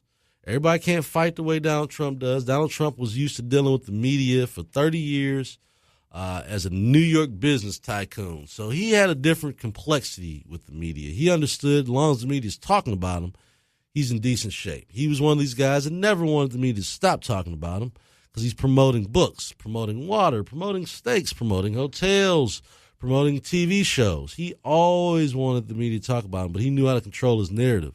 And a lot of these other guys just don't have the mastery of the media the way President Trump does. And he's shown it time and time again. He knows how to give you his own narrative. He doesn't have to wait for other people to go out and say good or bad things. He will give it to you himself, whether it's been through Twitter, which I think to me is been one of his stronger ways of touching down directly to the people, with no filter, nobody getting in between what he's doing. He's communicated in a way where most people aren't able to do so, and I give him credit for that because a lot of people just don't have the communication skills that President Trump has in terms of getting his message out. When he decides he's going to say something, he goes directly to Twitter, or like yesterday, he has a press conference. And he doesn't have anybody else around. He doesn't have anybody there. It's just him and the media talking to the people. And I think he gets that. I think that when he feels like the media is not covering something in a fair way, he's willing to jump out there and give his message. Give us a call, 313-209-9000. We're going to go to the break soon, but when we come back, we're going to discuss should there be any more punishment. And is Roy Moore fit? It's just that simple, folks. I think at this point, if any of those allegations are true, then he's not fit. Plain and simple. And Republicans like that gentleman that was arguing with Ali Vasher from MSNBC, you only make yourself look bad trying to make these generalizations and trying to make it seem like other people are getting down with this too and making excuses. I actually heard Rush Limbaugh say, and this is the part that just, blew my mind, but this is how we do things sometimes with the excuse making. He said, well, Roy Moore did that when he was a Democrat. And so he's a Republican now. So all that's forgiven. No, it's not how this works. That I can agree. Anybody can change their lives. Anybody can be reformed. But if he's not being honest about it, that's the first problem. If he's not being honest about it, that's the first problem. And that would tell you the kind of politician he would be willing to be if he'd be willing to lie about something as serious as that. So we're going to go to a break. We'll be back. We're going to talk a little bit. We're going to finish up on that. We're going to talk some business, see what these trade deals mean for America and what President Trump is doing to move us forward. You're listening to the Wayne Bradley Show on 910 a.m., your Superstation. We'll be back. It's the Wayne Bradley Show, conservative political radio, giving you what you need to know. Listen up, it's the Wayne Bradley Show. It's the Wayne Bradley Show, conservative political radio, giving you what you need to know. Listen up, it's the Wayne Bradley Show. This Total Traffic Report is brought to you by MGM Grand Detroit. MGM Grand Detroit is giving away a Dodge Charger every Tuesday and Saturday through November 28th with its 8 cars, 8 days promotion. Visit the M Life Rewards desk for details. Must be 21 or older and present to win. Grand times ahead. Happy Thanksgiving. Gobble, gobble. Hi, this is Elena Herrera. Happy Thanksgiving from Nolan Finley. Happy Thanksgiving. I am Margaret Trimmer Hartley. Happy Thanksgiving from Robert Ficano on behalf of 910 AM Superstation.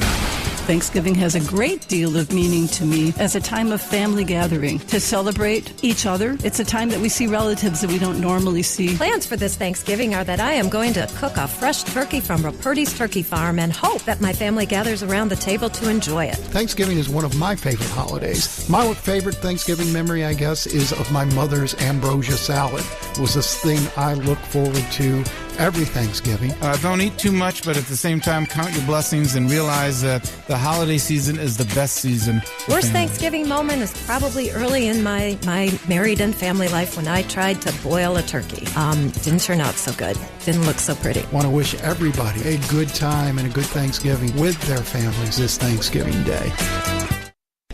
910 AM Superstation is the voice of the people. Don't believe me? Just listen. I listen all the time. Great radio personalities. The new mobile site is incredible. With the visual live feed, this is a whole new level for community broadcasting. I'm also very impressed with the Bible section present both in a written and audio format. 910 AM has really stepped it up to a whole new level. Tune in, call in, and don't forget to find us on social media. Every weeknight at 9 p.m. is something new and something fresh. This is Todd Corser, and I want you to check out my show. Listen in and call every week as we explore government and hot topics. Tune in, raw and uncut. This is attorney Michael Schwartz at 910 AM Superstation, and you can hear me every Tuesday night starting at 9 p.m. Hello, Detroit. This is attorney Crystal Crittenden, and please tune in to my new show, The Truth Matters, on 910 AM Superstation. Hello, everyone. I'm Charlene Mitchell, your host of Mind Your Business. Listen to my show live every Thursday from 9 to 11 p.m. I'm Reverend Maya Lisa Reynolds, inviting you to listen to Mama Maya Speaks Friday evenings from 9 until 11 p.m., discussing education, motivation, and inspiration on Superstation 910 a.m. Different names, different voices, but the same energy. 910 AM Superstation, the voice of Detroit.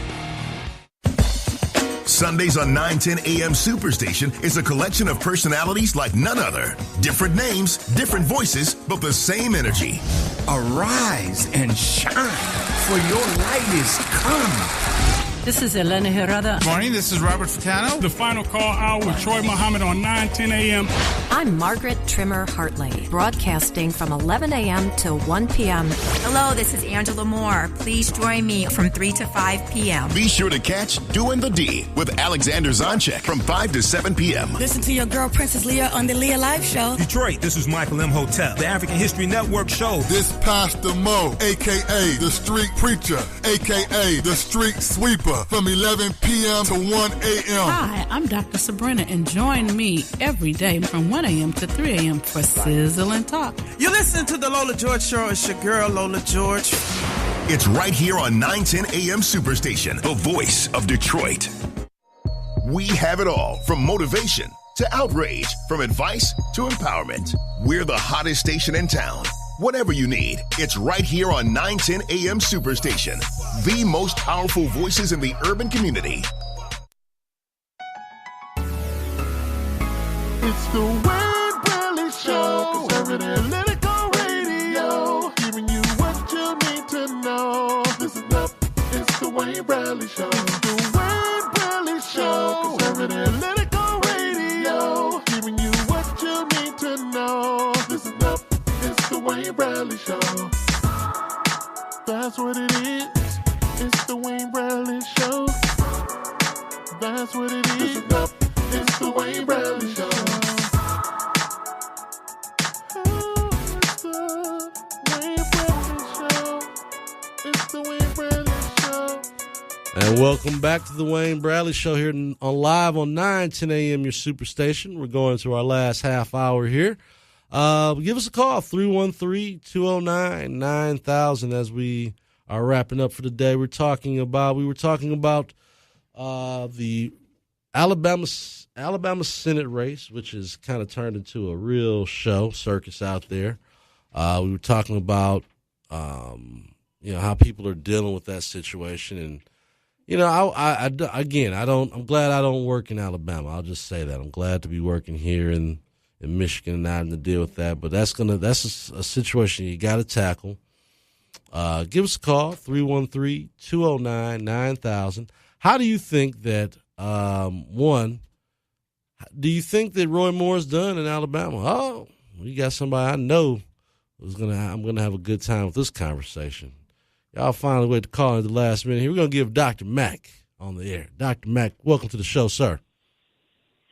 Well, of course you'll have a good time if education is your goal, Wayne. Yes, sir. But if being stuck in dogma is your goal, you're going to stay in that same rut. So I'll leave it up to you. I'll put the ladder down to you. It's up to you whether you climb up or not. Is that fair enough? Fair enough. All right. First of all, in terms of Donald Trump and these young men, one of the luckiest, most fortuitous things that ever happened to those young men is that an American president happened to be over in China at the time they were there. Agreed. All right. Very, very, very fortuitous for them. Mm-hmm. All right. So no question it was a silly, ignorant, disgraceful thing to do for which opprobrium is appropriate for them. No question about that. Mm-hmm. As it should have been, and as it was for the American swimmer in Brazil. I'm sure you remember that, correct? The one that was urinating all over the place. The white guy. Remember the blonde-haired swimmer? Remember him? What Olympic year was that? When did that happen?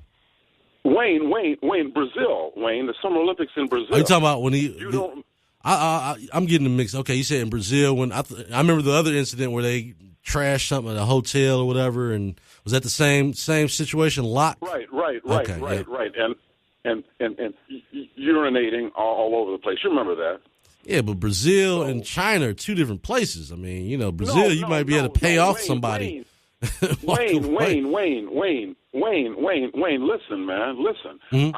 I said that the opprobrium, in other words, the criticism and ridicule that is due them, just as the American swimmer received opprobrium and ridicule for his actions over in Brazil. Mm-hmm. You do know what I'm talking about, right? Yeah, no, I agree. Both incidents are stupid. There's no question about that. Right. Okay, so there's no issue about that.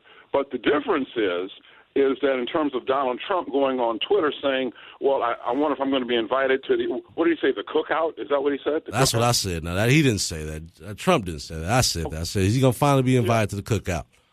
But listen, before you, because you're going, it's almost, we cannot get past the fact that Brazil and China have totally different laws and definitely how they would treat an American citizen in that scenario. But go ahead, I'll let you finish. Well, you're majoring in minors, Wayne. You aren't even getting the point. I'm listening. Go ahead. The point is when you've got American athletes that go overseas in foreign countries, they're representing much more than themselves. They're representing the nation. Agreed. And so what I'm saying is that there should be ridicule and scorn and derision for young men who go and make stupid mistakes, and not just a slap on the wrist. That's the point, Wayne, okay? So get past the ideology, the common sense, Wayne. That's the first thing. Now why are you criticizing me? I'm pointing out a legitimate issue here that they treat you a lot different in China than they would in Brazil. Can we agree on that, Dr. Mack? No. Are you trying to say that they would? Are you trying to say that they treat people the same way in China and Brazil? Wayne, what I'm telling you. I know you're the doctor. I know you're smart, but come on, at least admit that. Well, Wayne, the realities of the differences in criminal law in Brazil and China is not the issue. The issue is bad decisions that were made, which were both criminal. Why is it? But why are we talking about the swimmer though? I don't understand what we have to do with here with the swimmers. Why are we what does that have to do with these young men in China? The swimmer is an example of how we need to check these young men and women, if necessary, about their conduct and warn them about the necessities of having yourself righteous when you go over these other nations. Right. That's the point, Wayne. You wasted 5 minutes of a conversation on something. I don't think I did. I'm pointing out a real fact that there's a big difference between if I sent my son to go play ball and I'm like, hey, they ain't treating folks right in China compared to in Brazil. I'm just going to be like, hey, be careful, have a good time out there because it's two totally different places in the world, and definitely how they treat, in particular, my black 6'8" son. They're going to treat you a lot different in Brazil than they are in China. That's just well. You know what? I don't know that's true. I don't know about that. But the point. My man Locke came directly home when he did what he did in Brazil. They didn't hold him in there for weeks at a time in a hotel. Well, they wanted him to be extradited, though. You do know that, right? Did he come back there again? In China, they didn't let the boys out the hotel. I mean, it's a big difference. Right. Yeah, but Wayne, let's not try and analyze the punishment for the act. The point is, we need to be stopping the act in the first place. Oh no! What do you how long do you think these guys, as student athletes, how long do you think their suspension should be last at UCLA? Well, a suspension for at least 10 games. I think at least 10 games. I agree. Yeah. Okay, but so anyway, once again, you've taken 6 minutes of time on an issue that is not an issue.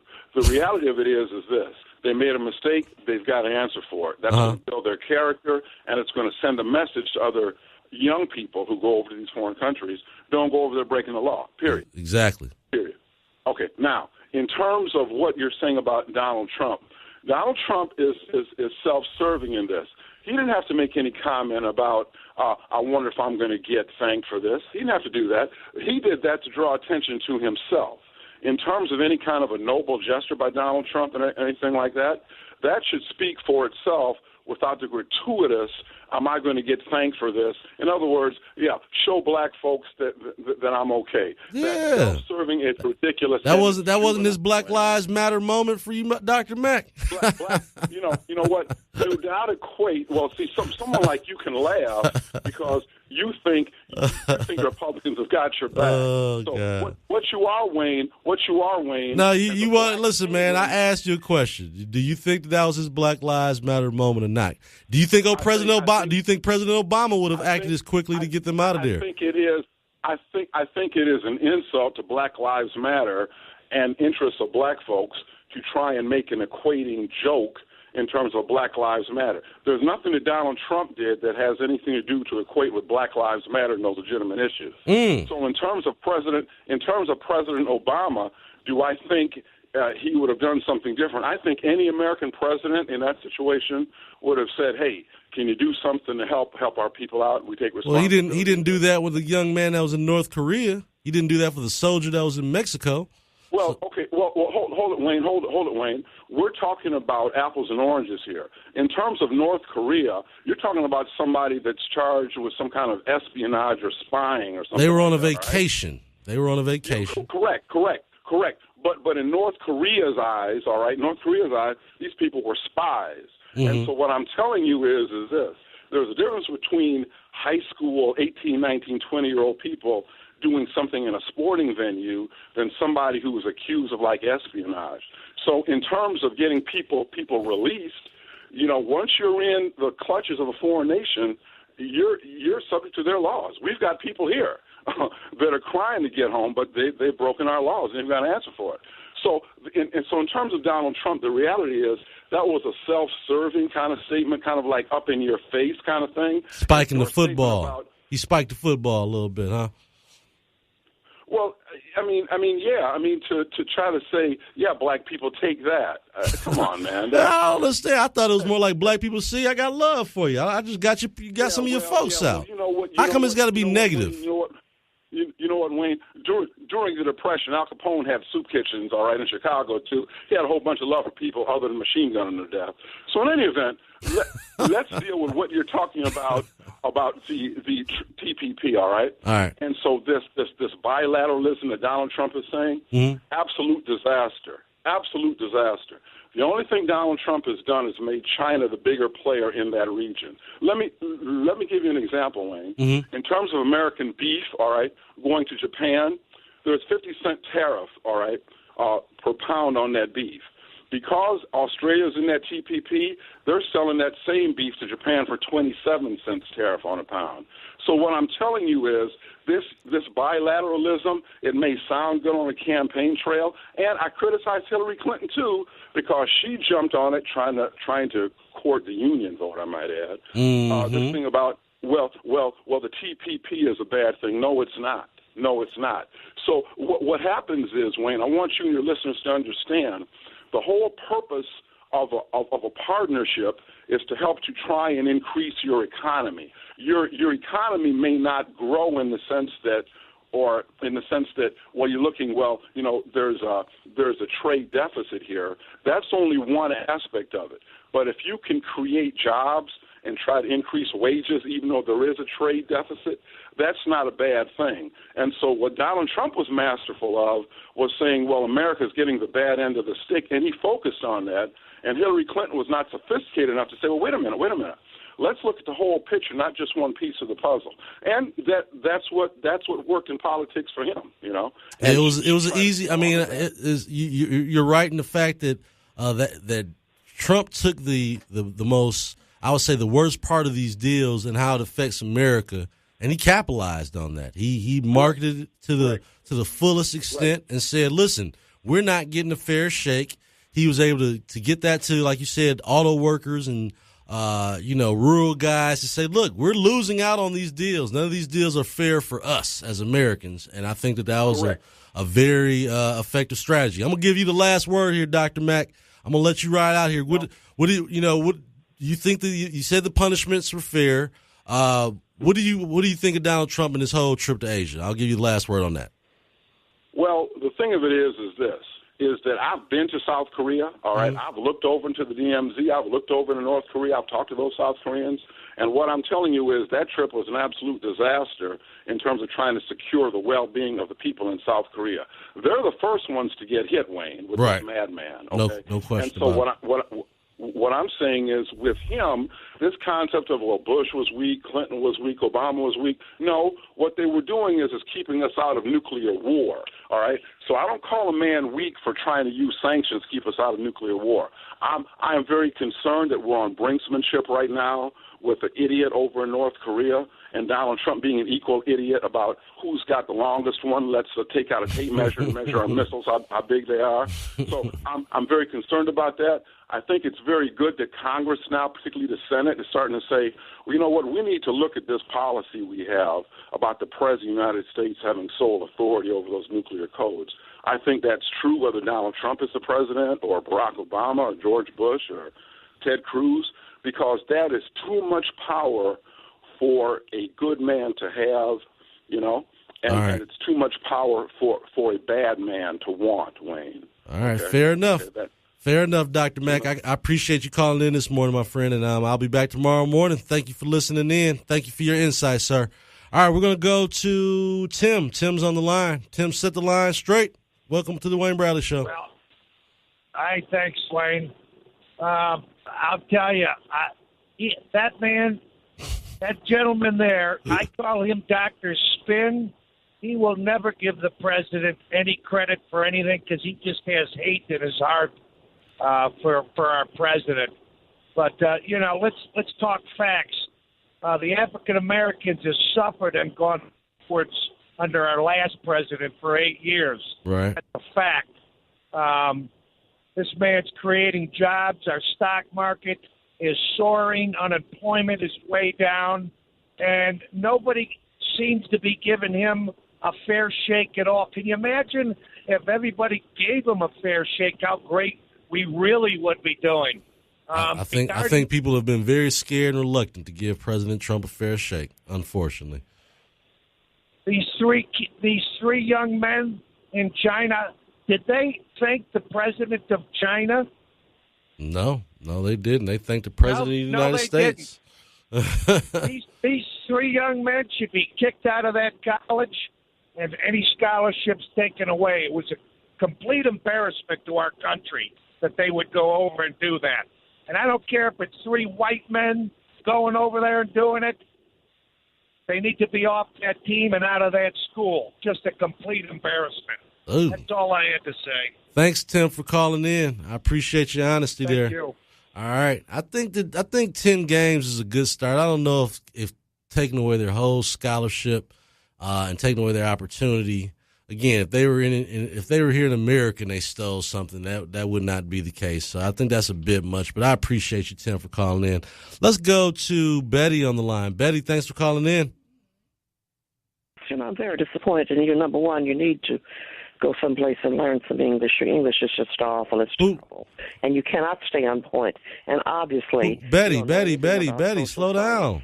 Who are you talking to? Are you talking to me or are you talking to... I'm talking to Wayne Bradley, if that's your name. Yes, I am. This is... all right. No. You split verbs. You don't have subject-verb agreement. No, you make... Betty, it is 5 in the morning when I'm starting the show off. What are you talking about here? What is your issue? I'm talking about you. Why? Well, let's focus on the issues here. We're talking about Donald Trump.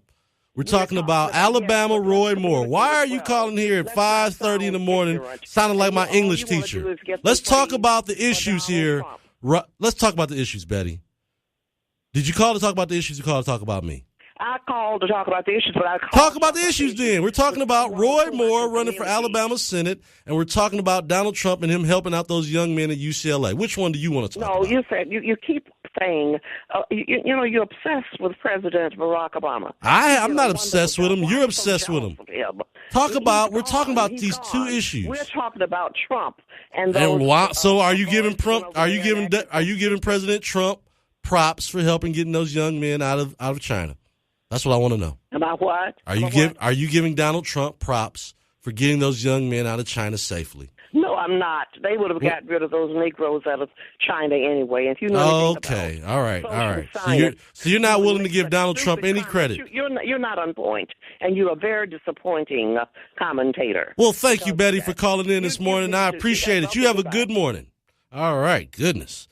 Jeez, that sounds like one of my old teachers or something. I got to check to see who that was. All right, Robin. Robin, you're on the line.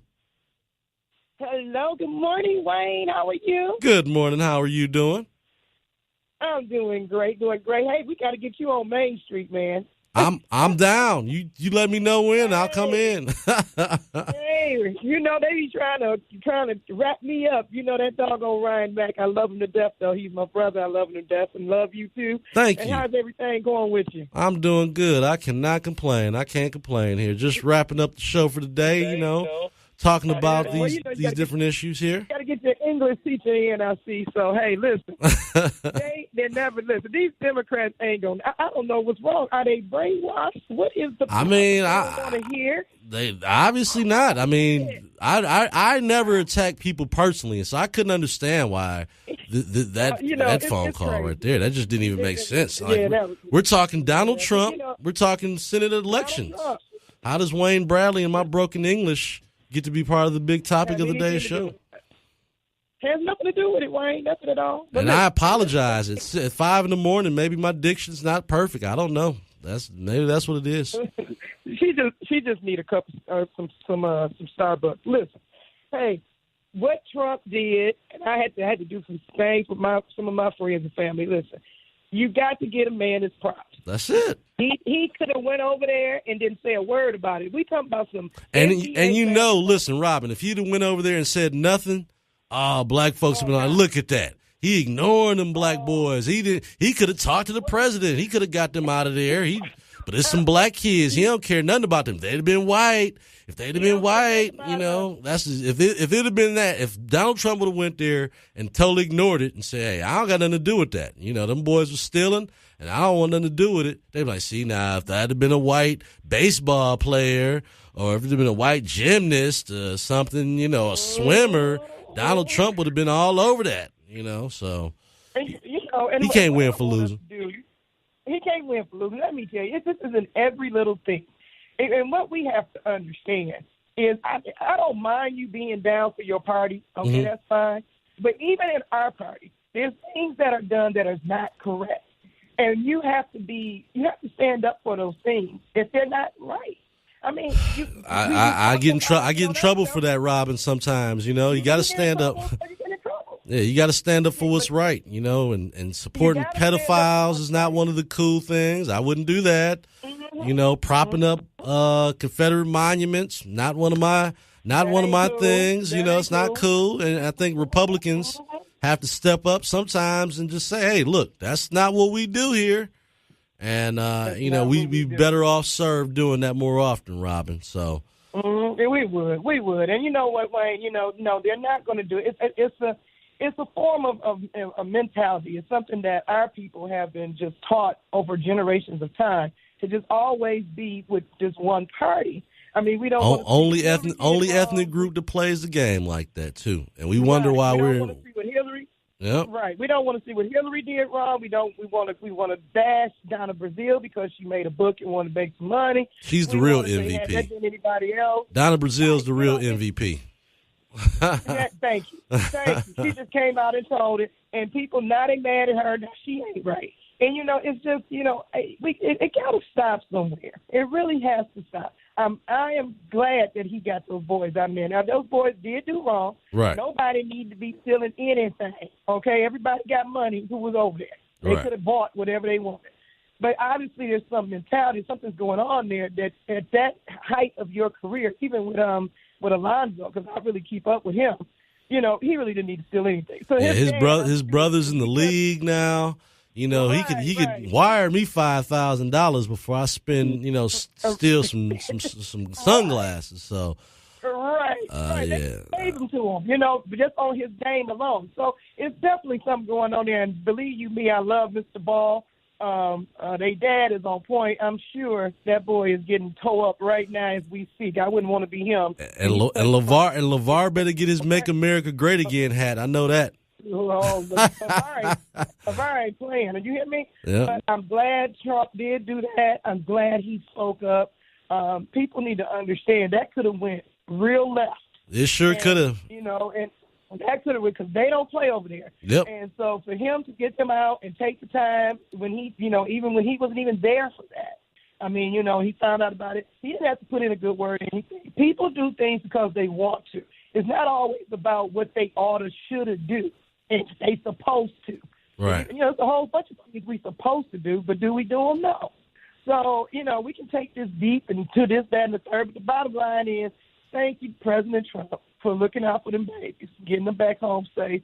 LeVar, do your thing, because I know you going to do it. LeVar Bell going to do it. Big baller. Donna Brazile. Donna Brazile, you the girl going into your thing. No doubt. Well, Robin, thank you for calling in with that ray of sunshine for me to end my show with. I appreciate that. After that last caller trying to call in and insult me, I'm Mumford down. I don't know if she got a problem with that. Talk to the folks, the good folks in Mumford. That's how we look at it around here. So thank you so much, Robin, for calling in today. I appreciate it. You have a good morning. All right, are we gonna take this? You got time, or we got one last minute here? We got my brother Al on the line. Brother Al, thank you for calling in this morning. Hey, what's going on? Hey, Wayne, hey, man, I'm glad Trump got you guys out, man. But you always know, man, Trump for opportunities, man. I'm neither a Democrat nor Republican. Right. Hey, man, your boy Tim, man, he always talking about people that hate in his heart. The scriptures say, the heart is deceitfully wicked. Who can know it? Hey, for good old Tim, I want you to read your word, man. I know you said you was a Catholic, man, so cause I know you went through your catechism, my brother. So go read that good word. Hey, but then, Tim, understand, everybody don't hate you. We just don't like when people play games. I'm neither a Democrat nor Republican.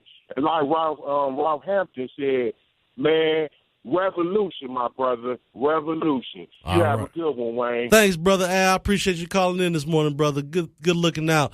All right, we're wrapping up the show today. I want to thank everybody that was listening in today. Thank you for everyone that called in. You guys make the show as usual. Like I said, I want to give a special shout, I believe, Renita and Jennifer, who I met at Airtime over the weekend. They told me to give them a shout out. I hope you guys are listening this morning. Thanks for bumping into me out there this weekend. And everyone, keep listening in. Keep focusing on what's going on, the bigger issues. You're listening to the Wayne Bradley Show on 9:10 a.m., your Superstation. Have a great day. It's the Wayne Bradley Show. Conservative Political Radio. Giving you what you need to know. Listen up. It's the Wayne Bradley Show.